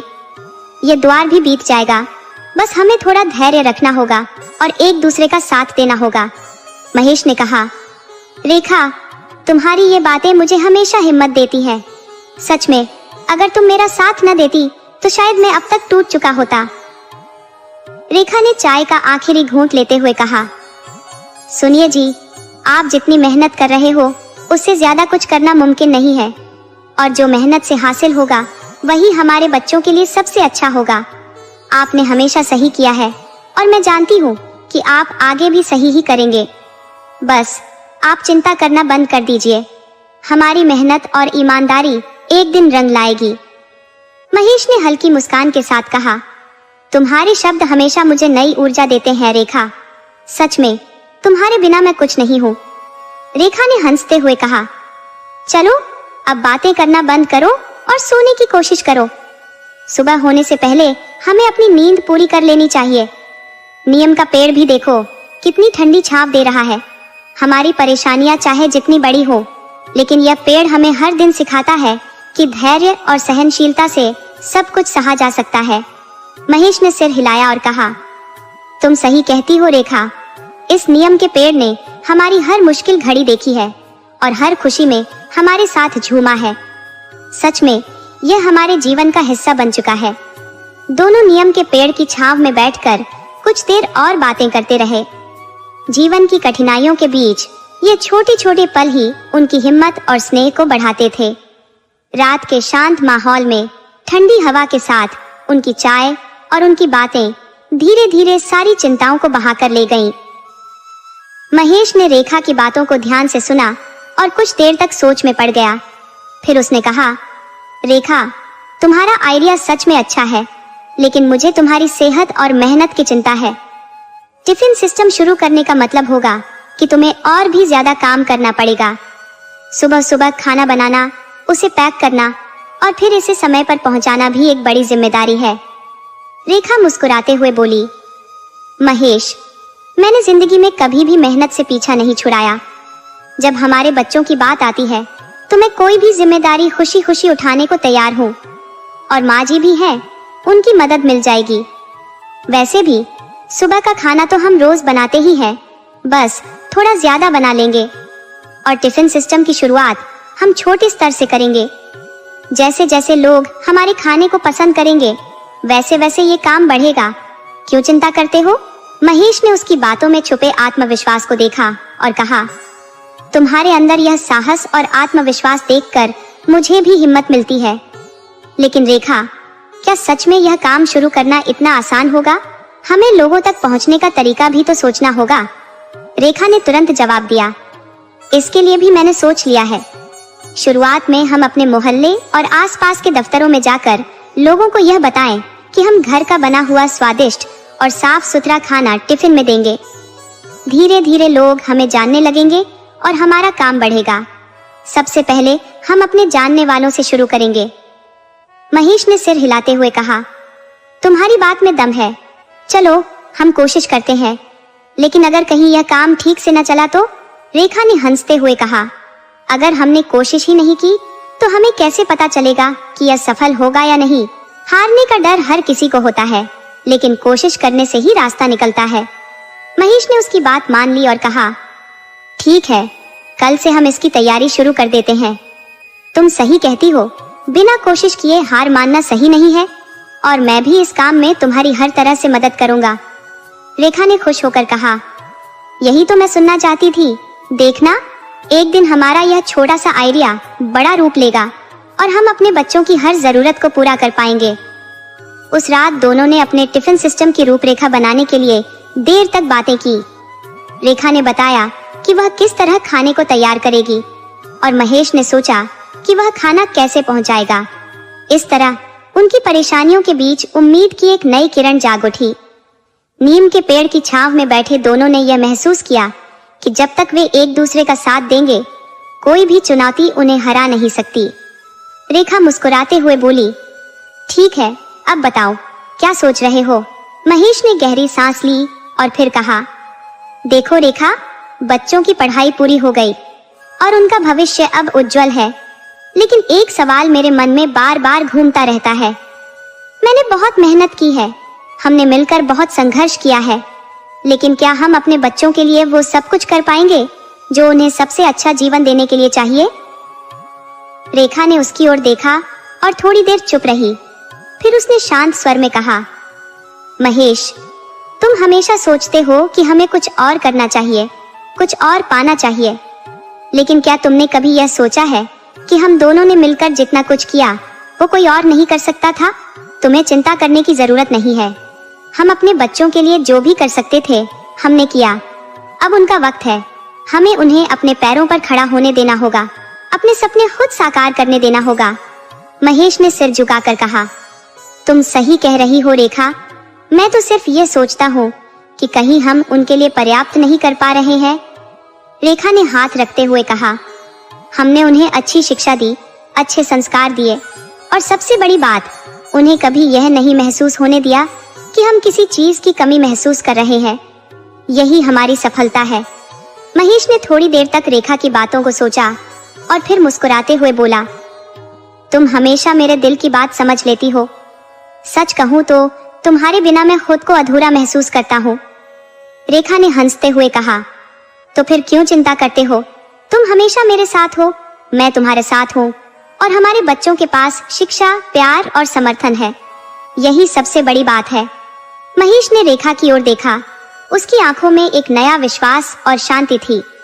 फिर उसने कहा, तुम सही कहती हो रेखा, हमने जितना किया है वही काफी है। अब बच्चों को अपना रास्ता खुद बनाना है और मैं खुश हूँ कि मैंने यह सब तुम्हारे साथ किया। फिर दोनों ने एक दूसरे की ओर देखा।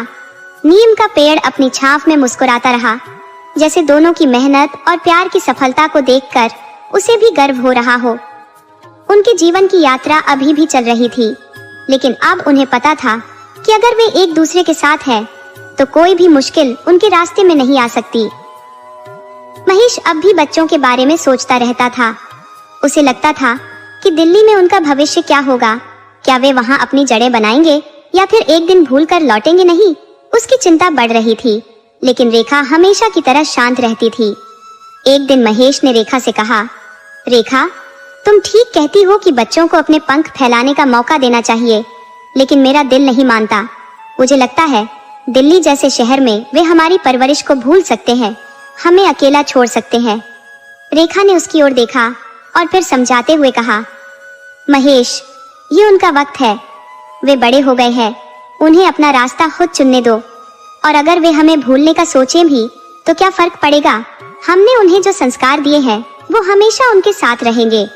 महेश ने सोचा और फिर कहा, तुम्हारी बात तो ठीक है रेखा, लेकिन क्या हम कभी भी उन्हें अपना रास्ता चुनने का सही मौका दे पाएंगे? रेखा ने मुस्कुराते हुए कहा, हाँ, हम ही हैं जिन्होंने उन्हें ये ताकत दी कि वे अपने फैसले खुद ले सके। अब उनका समय है, हमें उन्हें खुश देखना चाहिए। समय बीतता गया और दिनेश और सुरेश दिल्ली में अपनी जिंदगी बनाने में जुट गए। धीरे धीरे दोनों ने अपने अपने क्षेत्रों में सफलता हासिल की। दिनेश को अकाउंटिंग की नौकरी मिल गई, वहीं सुरेश ने मैनेजर के तौर पर काम शुरू किया। दोनों भाई खुश थे, लेकिन महेश और रेखा की चिंता कभी पूरी तरह से खत्म नहीं हुई। एक दिन रेखा ने महेश से कहा, देखो जी, अब हमें अपनी चिंता छोड़कर बच्चों की सफलता पर गर्व करना चाहिए। उन्होंने अपनी मेहनत से जो हासिल किया है वह हमें बहुत खुश करता है। महेश ने गहरी सांस ली और कहा, हाँ, तुम सही कह रही हो रेखा। अब मुझे लगता है कि हम दोनों ने अपने बच्चों को सही रास्ता दिखाया है। रेखा ने फिर कहा, देखो, हम एक दूसरे के साथ हैं और हमारे बच्चे अपनी जगह खुश हैं, तो हमें चिंता करने की बजाय खुश रहना चाहिए। महेश मुस्कुराते हुए बोला, तुम हमेशा सही कहती हो रेखा। उस दिन के बाद महेश और रेखा ने यह तय किया कि बच्चों की जिंदगी में उनका जो स्थान है वही सबसे महत्वपूर्ण है। वे अब खुश थे कि उनके बच्चे अपने जीवन में सफलता हासिल कर रहे हैं और उनका परिवार हमेशा साथ रहेगा, चाहे वे कहीं भी हो। महेश और रेखा दिल्ली जाने के लिए तैयार थे, लेकिन उनका मन फिर भी चिंताओं से भरा हुआ था। वे जानते थे कि बच्चों से मिलने का मौका शायद कुछ समय बाद ही मिले, लेकिन क्या यह मुलाकात उनके दिलों को फिर से जोड़ सकेगी? क्या उनके बच्चे अब भी उन्हें उतनी ही अहमियत देंगे जितनी पहले दी थी? इन सवालों ने उनके मन को घेर रखा था। दिल्ली पहुंचने के बाद महेश और रेखा ने सोचा कि बच्चों से मिलकर उनका हालचाल जाना जाएगा। वे दोनों घर की यादें लेकर दिल्ली की सड़कों पर चलने लगे, लेकिन जब उन्होंने बच्चों से संपर्क करने की कोशिश की तो दिनेश और सुरेश दोनों ही व्यस्त थे। कभी फोन नहीं उठाते तो कभी व्यस्त रहते थे। महेश को यह देखकर गहरा दुख हुआ और उसने रेखा से कहा, देखो रेखा, हमें क्या उम्मीद थी और क्या हो रहा है? उनके पास अब हमें कोई समय नहीं है। रेखा ने थोड़ी देर चुप रहकर जवाब दिया, महेश, कभी कभी हम जिस रास्ते पर होते हैं वही रास्ता हमें सही दिशा दिखाता है। वे अपने जीवन में व्यस्त हैं और हमें समझना होगा कि अब उनका जीवन भी हमारा नहीं हो सकता, लेकिन इसका मतलब यह नहीं है कि हम उनके लिए अहमियत खो चुके हैं।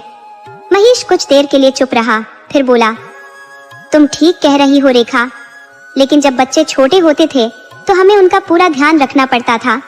अब जब बड़े हो गए हैं तो लगता है जैसे वे हमें भूल गए हैं। रेखा ने हाथ पकड़ते हुए कहा, तुम्हारी चिंता बिल्कुल सही है महेश, लेकिन बच्चों के साथ हमारे संबंध कुछ अलग होने चाहिए। उन्हें समझने और उनका समर्थन करने का तरीका बदल गया है। हमें उन्हें उनकी जिंदगी में आगे बढ़ने का पूरा मौका देना होगा। महेश अब थोड़ी शांत आवाज में बोला, ठीक है रेखा, अगर तुम कह रही हो तो हम बच्चों से मिलकर आएंगे, लेकिन मैं यह जानता हूँ कि सब कुछ पहले जैसा नहीं रहेगा। कुछ समय बाद महेश और रेखा ने बच्चों से मिलने के लिए उन्हें फोन किया। दिनेश और सुरेश ने पहली बार अपना वक्त निकाला और उन्हें अपने घर बुलाया। लेकिन जैसे ही महेश और रेखा बच्चों के घर पहुंचे, वे यह देखकर हैरान रह गए कि बच्चे इतने बड़े हो चुके थे कि उनका अब किसी पुराने रिश्ते से जुड़ा होना मुश्किल सा लग रहा था। महेश ने धीरे से रेखा से कहा, देखो रेखा, हमने जितना सोचा था बच्चों के साथ रिश्ता उतना सहज नहीं रहा। वे अब खुद को स्वतंत्र महसूस करते हैं, जैसे उनका अपना एक अलग जीवन है। रेखा ने गहरी सांस ली और महेश के कंधे पर हाथ रखते हुए कहा, हमेशा ऐसा होता है महेश, बच्चों का जीवन बदलता है और हमें उनकी खुशियों में हिस्सा बनना होता है। यह हमारी जिंदगी का एक हिस्सा है। हमें अब उनके लिए सही मार्गदर्शन करने की कोशिश करनी चाहिए ताकि वे अपने रास्ते पर मजबूती से चल सके। दोनों ने एक दूसरे को समझा और यह तय किया कि वे जितना भी कोशिश करें, बच्चों के जीवन में उनके कदमों का असर वही रहेगा जो वे खुद चाहते हैं। दूसरे ही दिन जब सूरज दोपहर की ऊंचाई पर था, महेश और रेखा अपने बेटे दिनेश के कमरे पर पहुंचे। महेश ने कहा, रेखा, जरा दरवाजे की घंटी बजा दो। रेखा ने सहमति में सिर हिलाते हुए जवाब दिया, हाँ जी, अभी बजाती हूँ। घंटी बजाने के कुछ क्षण पश्चात दरवाजा दीपाली ने खोला, जो रेखा की बहू थी। दीपाली ने आश्चर्य मिश्रित स्वर में कहा, अरे मम्मी जी, पापा जी, आप दोनों अचानक? सब कुशल मंगल तो है? रेखा ने हल्की मुस्कान के साथ जवाब दिया, बहू, सब ठीक है, पर क्या हमें बाहर ही खड़ा रखोगी या घर के भीतर आने का निमंत्रण भी मिलेगा? दीपाली थोड़ा संकोच में पड़ते हुए बोली, हाँ, क्यों नहीं मम्मी जी, ये तो आपका ही घर है, आइए अंदर। महेश ने धीमे स्वर में रेखा से कहा, शहर में आने के बाद ऐसा लगता है कि लोग अपने गांव वाले संस्कार यहीं छोड़ देते हैं। रेखा ने उसकी बात को शांत करते हुए कहा, नहीं जी, ऐसा कुछ नहीं है, मैं समझ रही हूँ। और फिर उसने अपनी बहू से कहा, अरे बहू, तुमने अपने ससुर जी को प्रणाम नहीं किया? दीपाली ने झेंपते हुए कहा, सॉरी मम्मी जी, आप दोनों को अचानक देखकर प्रणाम करना मेरे मन से उतर गया। और फिर उसने झुककर अपने सास ससुर दोनों को प्रणाम किया। रेखा ने पूछा, अरे बेटा, दिनेश दिखाई नहीं दे रहा, क्या वह कहीं बाहर गया है? दीपाली ने जवाब दिया, जी मम्मी जी, वह ड्यूटी पर गए हैं। रेखा ने आश्चर्य जताते हुए कहा, पर आज तो इतवार है।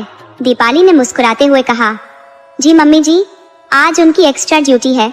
आप लोग लंबी यात्रा करके आए हैं, पहले थोड़ा आराम कर लीजिए, तब तक मैं खाने पीने का इंतजाम करती हूँ। रेखा ने सहमति में सिर हिलाया। खाने पीने में शाम के 5 बज गए। तभी दरवाजे की घंटी फिर बजी। दीपाली ने दरवाजा खोला और कहा, आ गए आप? आपको कुछ अंदाजा भी है? दिनेश ने हैरानी से पूछा, क्या अंदाजा? जो कहना है साफ साफ कहो, पहेलियां मत बुझाओ। दीपाली ने गंभीर स्वर में कहा, आपके मम्मी पापा आए हैं? दिनेश ने मुस्कुराते हुए कहा, तुम भी ना, कुछ भी, अभी घर के भीतर कदम भी नहीं रखा और तुम्हारे मजाक शुरू हो गए। दीपाली ने खड़े स्वर में कहा, मैं मजाक के मूड में बिल्कुल भी नहीं हूँ। विश्वास ना हो तो कमरे में जाकर देख लो, दोनों अभी आराम कर रहे हैं। दिनेश कहने लगा, लेकिन यूं अचानक, न कोई फोन न कोई संदेशा, सब ठीक है ना? फिलहाल तुम सबके लिए चाय बनाओ, मैं तब तक माँ बाप से मिलता हूँ। दीपाली कहने लगी, ठीक है। दिनेश कमरे में जाकर अपने माँ बाप के पैर छूकर प्रणाम करता है। रेखा उसे देखकर खुश हो जाती है और उसे तरह तरह के आशीर्वाद देने लगती है। बेटा, सदा खुश रहो, भगवान हमेशा तुम पर अपनी कृपा बनाए रखे। दिनेश ने पूछा, माँ, आप लोग यूं ही सब ठीक ठाक तो है ना? महेश थोड़ा गुस्से में बोले, क्यों, हमें देखकर तुझे खुशी नहीं हुई? दिनेश ने थोड़ी उलझन में कहा, पिताजी, ये आप कैसी बातें कर रहे हैं? मैं तो बस यही कह रहा था कि अगर आप पहले से बता देते तो मैं खुद आपको रेलवे स्टेशन लेने आ जाता। महेश कहने लगे, बहुत हो चुका तेरा नाटक, तो हमें लेने आता। तेरे पास तो इतनी भी फुर्सत नहीं कि एक फोन करके पूछ सके कि हम जिंदा हैं या मर गए। वो तो तेरी माँ को तेरी चिंता हो रही थी, इसलिए मुझे इसके साथ यहाँ आना पड़ा। रेखा बीच में टोकते हुए बोली, ओहो जी, आप भी ना बेकार की बातें लेकर बैठ जाते हैं। अब कुछ नहीं बोलेंगे, प्लीज चुप हो जाइए। ये सब तो आपकी लाड प्यार का ही नतीजा है। दिनेश ने कहा, पिताजी आप ये क्या कह रहे हैं? रेखा ने कहा, बेटा अपने पिताजी की बातों पर ध्यान मत दो, वो गुस्से में है इसलिए ऐसी बातें कर रहे हैं। वो तुमसे बहुत प्यार करते हैं, तभी तो यहाँ तक तुम्हारा हाल जानने आ गए। दिनेश ने बात संभालते हुए कहा, ठीक है माँ, ठीक है। अच्छा और सब बताओ, दादी कैसी है? हमारे पड़ोसी अंकल कैसे हैं? रेखा ने जवाब दिया, सब ठीक है बेटा, बस तेरी याद आ रही थी इसलिए चली आए, वरना तू तो जानता ही है कि तेरी दादी को अकेले छोड़कर आना हमारे लिए कितना मुश्किल है। भला हो हमारी पड़ोसन का, जिसने कह दिया कि तेरी दादी की देखभाल कुछ दिन के लिए कर लेगी। दिनेश ने दीपाली को आवाज लगाई, अरे दीपाली क्या हुआ, चाय बना रही हो या नहीं? दीपाली रसोई से बोली, हाँ बन गई, अभी लेकर आती हूँ। कुछ ही देर में दीपाली चाय लेकर आई और सबको चाय देने लगी। चाय देते हुए दीपाली ने रेखा से कहा, माँ जी एक बात पूछूं? रेखा मुस्कुराते हुए बोली, हाँ बहू पूछो। दीपाली ने थोड़ी झिझक के साथ कहा, माँ जी वापसी का टिकट कब का कराया है? महेश तुरंत बोल पड़े, वाह बहू, अभी तो हमारे आए एक दिन भी पूरा नहीं हुआ और तूने हमें वापस भेजने का प्लान बना लिया। कहे तो अभी चले जाते हैं। दीपाली घबरा गई और बोली, अरे पिताजी मेरा मतलब वो नहीं था। महेश ने चुटकी लेते हुए कहा, तो फिर क्या मतलब था?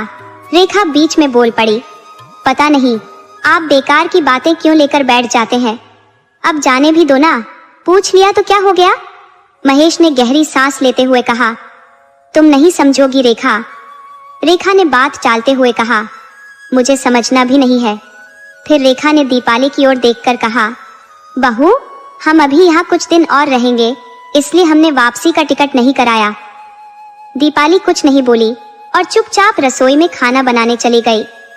अगले दिन सुबह दिनेश ने माँ के पास बैठकर कहा, माँ आपने कल खाना क्यों नहीं खाया? आपको पता है आपकी तबीयत खराब होती है तो हम सब परेशान हो जाते हैं। रेखा ने हल्की मुस्कान के साथ कहा, बेटा वो तो बस ऐसे ही तबीयत ठीक नहीं लग रही थी, तो परेशान मत हो, मैं ठीक हूँ। दिनेश ने गहरी सांस लेते हुए कहा, माँ अगर आप मेरी वजह से नाराज हैं तो बता दीजिए, आपके बिना इस घर का कोई मतलब नहीं है। रेखा ने धीरे धीरे जवाब दिया, नहीं बेटा ऐसा कुछ नहीं है, बस उम्र का असर है, अब शरीर पहले जैसा साथ नहीं देता। तभी दीपाली कमरे में आई और बोली, माँ जी आपको तो कुछ भी चाहिए होता है, आप बस मुझे आवाज दे दिया करो, मैं ला दूंगी। रेखा ने दीपाली की ओर देखकर कहा, बहू मैं जानती हूँ कि घर के कामकाज में तू पहले ही बहुत व्यस्त रहती है, लेकिन बस थोड़ा सा प्यार और सहानुभूति ही काफी है। दीपाली कुछ पल के लिए चुप रही, फिर धीमे स्वर में बोली, माँ जी अगर मैंने कभी कुछ गलत कहा हो तो उसके लिए माफी चाहती हूँ। आप मेरी भी माँ जैसी हैं, अगर आप खुश नहीं होंगी तो इस घर में खुशहाली कैसे होगी? रेखा ने दीपाली की बात सुनकर हल्का सा मुस्कुरा दिया और कहा, बस बेटा प्यार और समझदारी बनाए रखना, यही सबसे बड़ा सहारा है। दिनेश ने भी कहा, दीपाली माँ सही कह रही है, उनके आशीर्वाद से ही हमारा परिवार आगे बढ़ेगा। महेश ने बाहर से आकर कहा, ये हुई ना बात, चलो अब सब मिलकर बैठते हैं और बातें करते हैं। उस दिन रेखा ने महसूस किया कि उसकी चुप्पी और सहनशीलता ने घर के रिश्तों में आई खटास को थोड़ा कम कर दिया। दीपाली के व्यवहार में भी थोड़ा बदलाव आ गया था। रेखा ने सोचा कि शायद सब धीरे धीरे ठीक हो जाएगा। रेखा ने धीरे से कहा, महेश जी रहने दीजिए, बहू जो लाई है वही खा लेती हूँ, आप क्यों बहू को बार बार परेशान कर रहे हैं? महेश को रेखा की इस सहनशीलता पर थोड़ा गुस्सा आ गया। वे बोले, रेखा ये सहने का वक्त नहीं है, जब बहू अपनी जिम्मेदारी नहीं निभा रही तो उसे सिखाना जरूरी है। ये उम्र हमारी आराम करने की है, ना कि ऐसी बातें सहने की। महेश ने दीपाली को फिर बुलाया और गंभीर स्वर में कहा, बहू, ये क्या बात है? तुम्हें अपनी सास को ताजा और अच्छा खाना देना चाहिए। ये तो इंसानियत भी सिखाती है। ये बासी रोटियां क्या तुम्हारे हिसाब से ठीक है? दीपाली गुस्से से बोली। ससुर जी, आप और माँ जी को हमेशा मुझसे शिकायत रहती है। मैंने जानबूझकर बासी रोटियां दी हैं, क्योंकि मुझे लगा कि आप लोग रात का बचा खाना भी खा सकते हैं। मैं कोई रानी नहीं हूँ कि हर किसी की फरमाइशें पूरी करती रहूं। आपके बेटे दिनेश से कहिए कि मुझे एक नौकरानी रख दे, तब मैं सबकी पसंद का ध्यान रख पाऊंगी। महेश ये सुनकर दंग रह गए। उन्होंने कहा, दीपाली, तुम्हें अपनी जिम्मेदारियों का एहसास होना चाहिए। ये घर तुम्हारा भी है। तुम्हारी सास ने तुम्हें हमेशा बेटी माना, लेकिन तुम उनका सम्मान नहीं कर रही। ये सही नहीं है।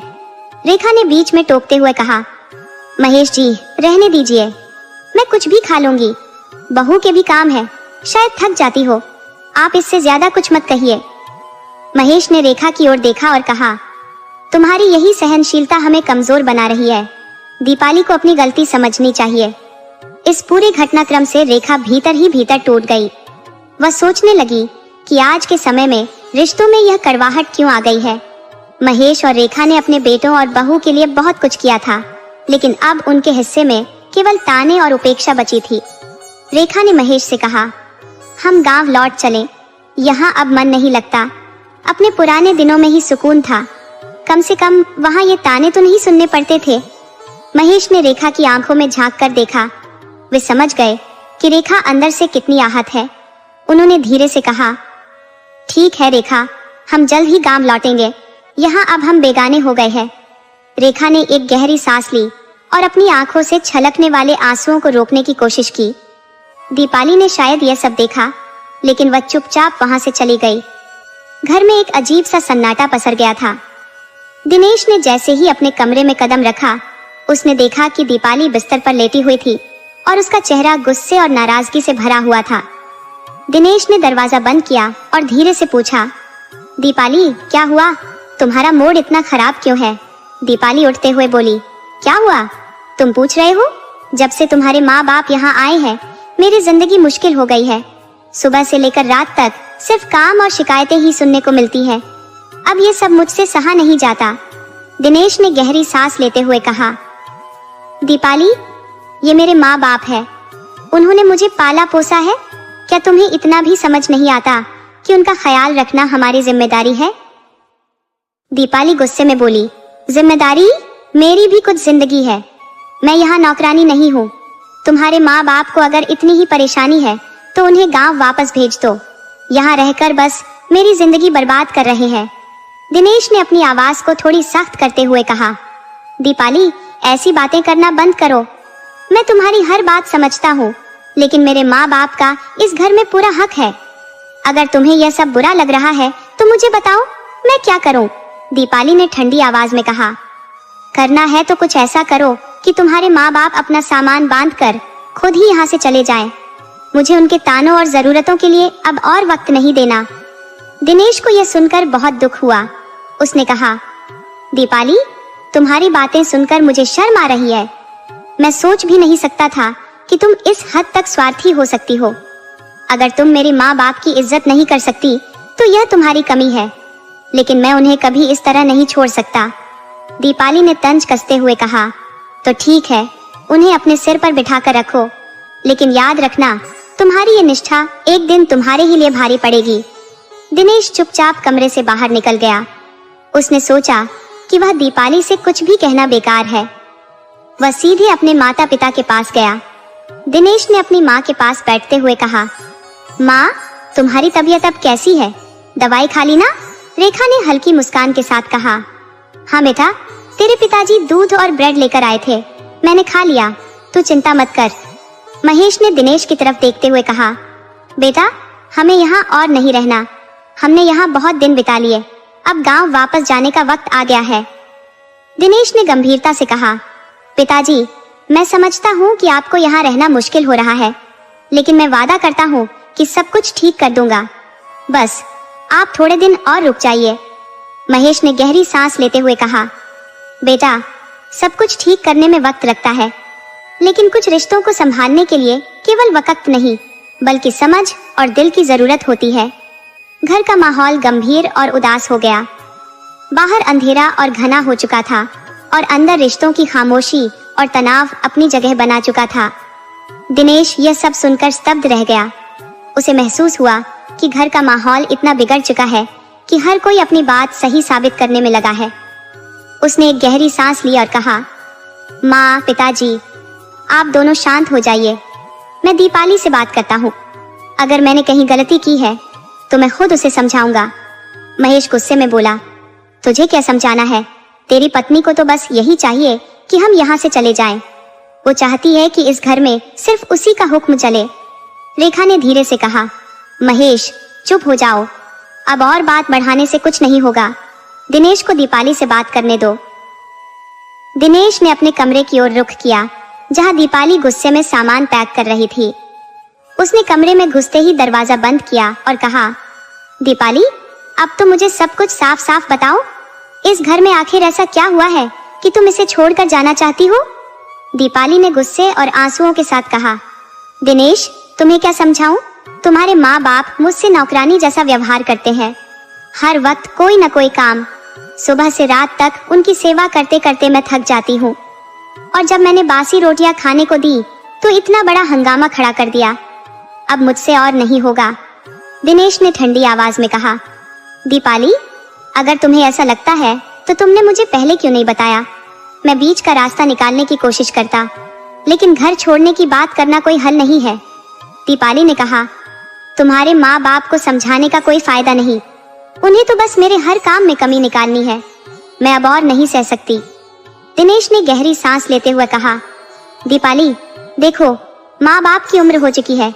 उनकी जरूरतें और आदतें अब बदल नहीं सकती, लेकिन इसका मतलब यह नहीं कि हम उन्हें इस हालत में अकेला छोड़ दें। मैं जानता हूँ तुम पर बहुत दबाव है, लेकिन क्या हम मिलकर इसका समाधान नहीं ढूंढ सकते? दीपाली थोड़ी नरम पड़ते हुए बोली। और क्या समाधान है दिनेश? मैं अब थक चुकी हूँ। दिनेश ने उसके कंधे पर हाथ रखते हुए कहा, समाधान यही है कि हम दोनों एक टीम की तरह काम करें। माँ पिताजी के छोटे छोटे काम मैं संभालूंगा और तुम अपनी सहूलियत के हिसाब से मदद कर देना। हम बाहर से भी किसी को रख सकते हैं जो उनका ध्यान रखे, लेकिन इस तरह घर छोड़कर जाना सही नहीं है। दीपाली ने कुछ देर तक सोचा और कहा, ठीक है दिनेश, मैं तुम्हारी बात मान लेती हूँ, लेकिन अगर ये सब दोबारा हुआ तो मैं अब बिना कुछ कहे चली जाऊंगी। दिनेश ने राहत की सांस ली और कहा, मैं वादा करता हूँ ऐसा नहीं होगा। बस तुम थोड़ा धैर्य रखो। उसने दीपाली को गले लगाया और कमरे से बाहर निकला। बाहर बैठे महेश और रेखा ने दिनेश को देखा और महेश ने कहा, क्या कह रही है तेरी बीवी? दिनेश ने कहा, पिताजी, सब ठीक हो जाएगा। हम सब मिलकर इस घर को संभाल लेंगे। बस थोड़ा सब्र और समझदारी दिखाने की जरूरत है। महेश और रेखा ने एक दूसरे को देखा और सिर हिलाया। घर का माहौल धीरे धीरे शांत होने लगा।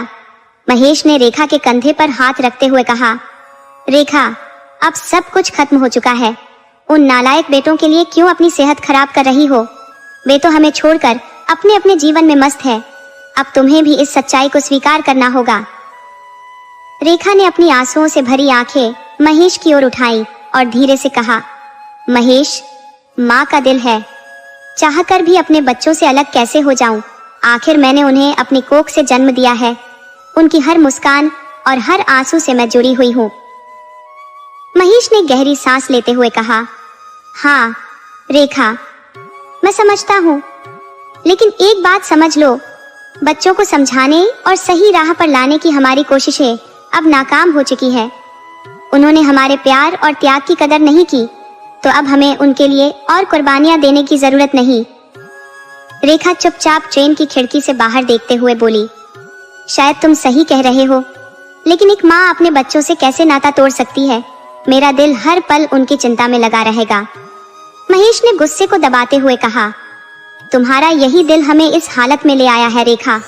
बच्चों की हर जिद मानते मानते हम उनके लिए सिर्फ एक सहारा बनकर रह गए। अब समय आ गया है कि हम अपने बारे में सोचें। रेखा ने लंबी सांस लेते हुए कहा, महेश, जो हुआ सो हुआ। अब बस यही प्रार्थना करती हूँ कि भगवान मेरे बच्चों को सुखी और सच्चा इंसान बनाए। मैं उनसे नाराज नहीं रह सकती। महेश ने झुंझलाते हुए कहा। भगवान करे उन्हें समझ आए, लेकिन मैं अब और उम्मीद नहीं रखता। उनके लिए मेरा दिल पत्थर हो चुका है।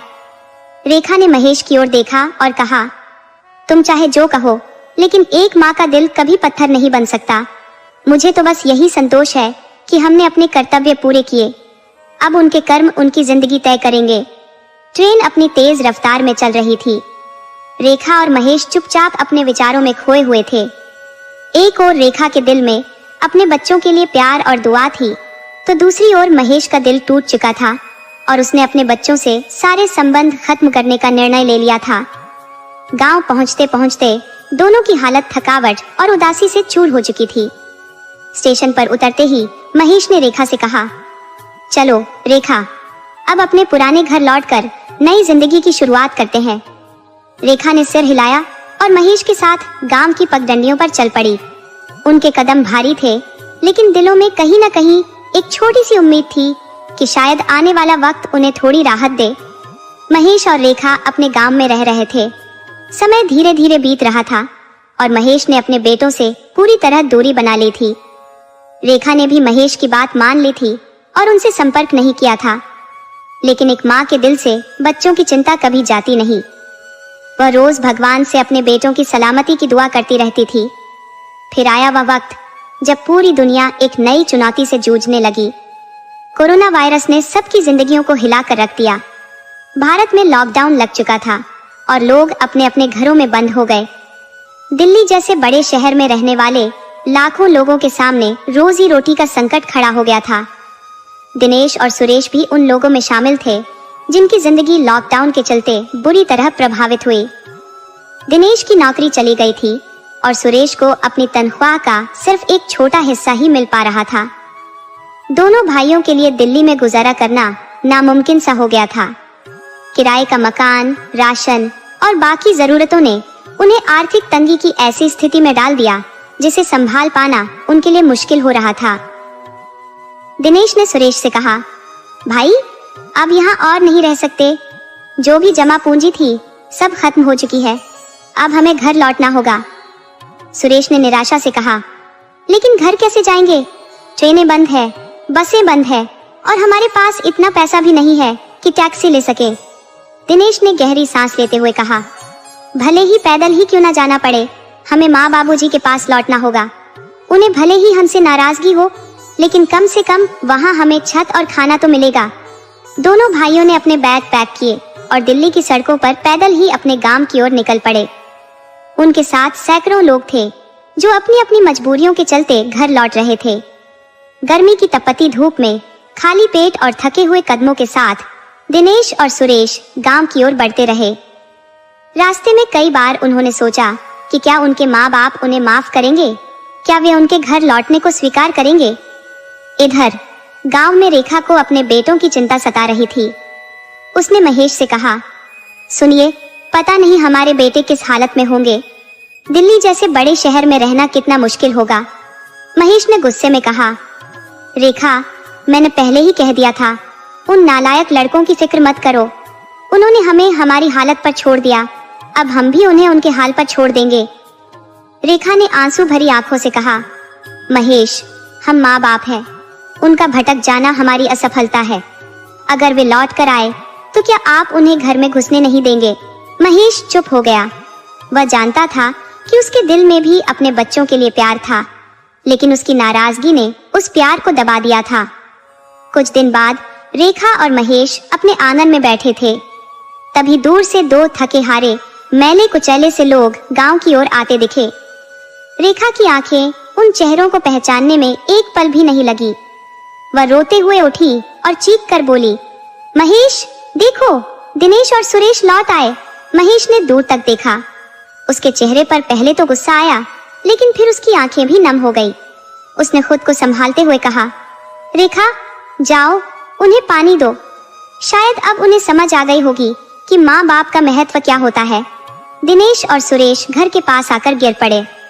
रेखा ने दोनों को गले लगाकर कहा, बेटा, अब सब ठीक है, तुम घर लौट आए, यही बहुत है। महेश ने पास आकर कहा, जिंदा हो? चलो अब काम पर लग जाओ। जिंदगी ने जो सबक सिखाया है उसे कभी मत भूलना। दिनेश और सुरेश ने अपने पिता के पैर पकड़कर माफी मांगी और कहा, बाबूजी, अब हम कभी आपसे दूर नहीं जाएंगे। महेश ने उनका सिर सहलाया और कहा, अब तुम्हारे जीवन का असली अध्याय शुरू होता है। परिवार को संभालो और अपने कर्तव्यों को समझो, यही हमारी माफी होगी। दिनेश और सुरेश अपने घर के आंगन में खड़े थे। उनके दिलों में डर और उम्मीद का अजीब सा मेल था। माँ रेखा उन्हें देख तो रही थी, लेकिन उनकी आंखों में कोई भाव नहीं था। दोनों भाइयों ने एक स्वर में कहा, माँ, हमें माफ कर दो, हमसे बहुत बड़ी गलती हो गई। रेखा ने गहरी सांस लेते हुए कहा, माफी मांगने से क्या बदल जाएगा? क्या हमारे दिल पर लगे जख्म भर जाएंगे? जब हमें तुम्हारी सबसे ज्यादा जरूरत थी तब तुमने हमें अकेला छोड़ दिया। आज जब तुम्हारी मुश्किलें बढ़ी तो तुम्हें माँ बाप की याद आ गई। रेखा की बातों ने दिनेश और सुरेश को अंदर तक झकझोर दिया। सुरेश ने सिर झुकाकर कहा, माँ, हम जानते हैं कि हमने बहुत बड़ी गलती की, लेकिन अब हम बदल गए हैं। हमें एक मौका दीजिए, हम आपका विश्वास वापस जीत कर दिखाएंगे। रेखा ने अपने दोनों बेटों की ओर देखा। उनकी थकी हुई आंखों और झुके हुए सिर ने उसे कमजोर कर दिया। एक माँ का दिल आखिर कितना कठोर हो सकता है। उसने कहा, जाओ, अंदर जाओ। शायद महेश तुम्हें देखे तो अपनी नाराजगी और बढ़ा ले, लेकिन याद रखना, ये मौका आखिरी है। अगर फिर से भरोसा तोड़ा तो वापस लौटने की कोई उम्मीद मत रखना। दोनों भाई और उनकी पत्नियां घर के अंदर गए। महेश अपने कमरे में बैठा अखबार पढ़ रहा था। दोनों ने डरते हुए कहा, बाबूजी, हमें माफ कर दीजिए, हमसे गलती हो गई। महेश ने अखबार नीचे रखा और उन्हें गुस्से से देखा। उसकी आंखों में दर्द और गुस्से का मिश्रण था। उसने कहा, मुझे माफ करने की बात मत करो, अपने कर्म सुधारो। ये घर तुम्हारा है, लेकिन यहाँ रहकर अपने कर्तव्यों का पालन करना सीखो। दिनेश और सुरेश ने अपने पिता के पैरों पर गिरते हुए कहा, बाबूजी, हमें एक मौका दीजिए, हम आपकी उम्मीदों पर खरा उतरेंगे। महेश ने अपनी नाराजगी को छुपाते हुए कहा, ठीक है, लेकिन इस घर में प्यार और जिम्मेदारी के साथ रहना सीखो। अगर एक बार फिर मुझे निराश किया तो इस बार मैं तुम्हें माफ नहीं करूंगा। इसके बाद दोनों भाइयों ने गांव में ही छोटे छोटे काम शुरू किए। वे अपने माता पिता की सेवा में जुट गए।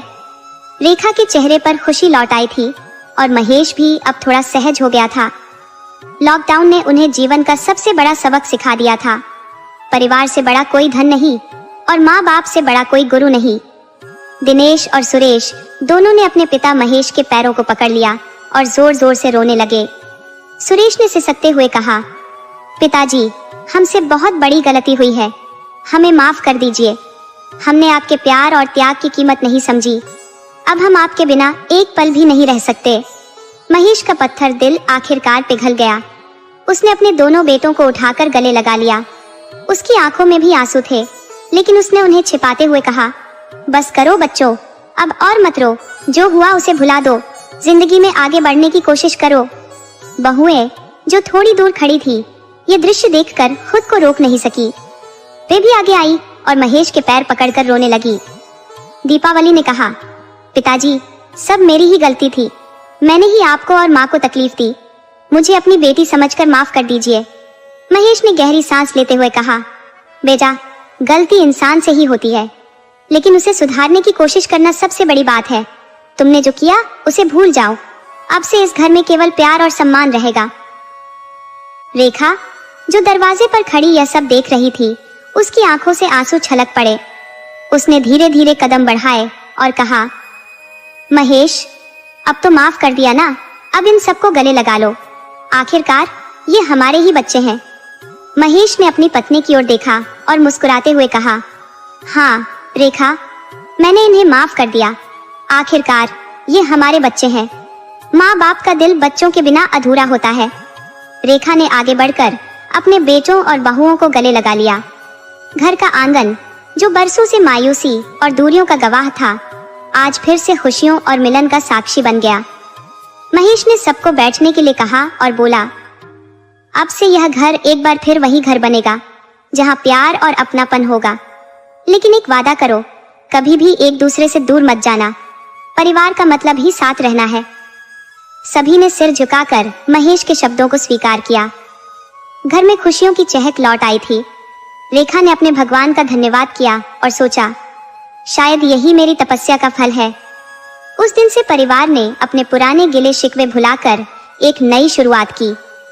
दिनेश ने पिताजी को गले लगाते हुए कहा, पिताजी, मैं और सुरेश अब हमेशा हमेशा के लिए आपके पास रहेंगे। हम कहीं नहीं जाएंगे। हम अपना खुद का बिजनेस शुरू करेंगे और आपके कामों में भी मदद करेंगे। बस एक बार हमें माफ कर दीजिए। महेश ने अपनी आंखों में आंसू भरते हुए दोनों बेटों को गले लगा लिया और कहा, मुझे पता था कि एक दिन तुम दोनों वापस लौट कर आओगे। रेखा, तुम सच कहती थी। आज मैं बहुत खुश हूँ। शायद इतनी खुशी मुझे पहले कभी नहीं मिली थी। रेखा ने मुस्कुराते हुए कहा, आप भी कैसी बातें करते हैं। 2 बहुएं होने के बाद मैं चाय बनाऊं तो क्या अच्छा लगेगा। दीपावली और दीपा दोनों बहुएं कहने लगी, माँ जी, आप चिंता मत करें। आज से किचन की सारी जिम्मेदारी हमारी है। रेखा खुश होकर अपने पति और बेटों के साथ बैठकर बातें करने लगी। आज महेश के घर में फिर से वह सारी खोई हुई खुशियां लौट आई थी। चारों ओर आनंद और उत्साह का माहौल था। आंगन में बच्चों की हंसी गूंज रही थी। घर में खुशियों की बौछार हो रही थी। महेश को आज अपने स्वर्गीय पिता जगजीवन राम बाबू की याद आ रही थी। वह नीम के पेड़ से लिपटकर भावुक हो गया, जिसे उसके पिता ने जब वह सिर्फ 12 साल का था तब इस घर में लगाया था। नीम का पेड़ भी जैसे महेश से लिपटकर उसकी भावनाओं को समझ रहा था, क्योंकि यह पेड़ महेश के लिए एक बड़े भाई जैसा था। आज नीम का पेड़ भी खुश था, क्योंकि महेश के घर में फिर से जीवन की रौनक लौट आई थी।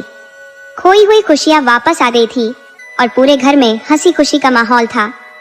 महेश और रेखा दोनों ने एक दूसरे को देखकर संतोष और खुशी की सांस ली। दोनों की आंखों में खुशी के आंसू थे और पूरे घर का माहौल एक बार फिर से खुशियों से भर गया था। दोस्तों, अगर आपको हमारी कहानी पसंद आई हो तो कृपया लाइक, सब्सक्राइब और शेयर जरूर करें।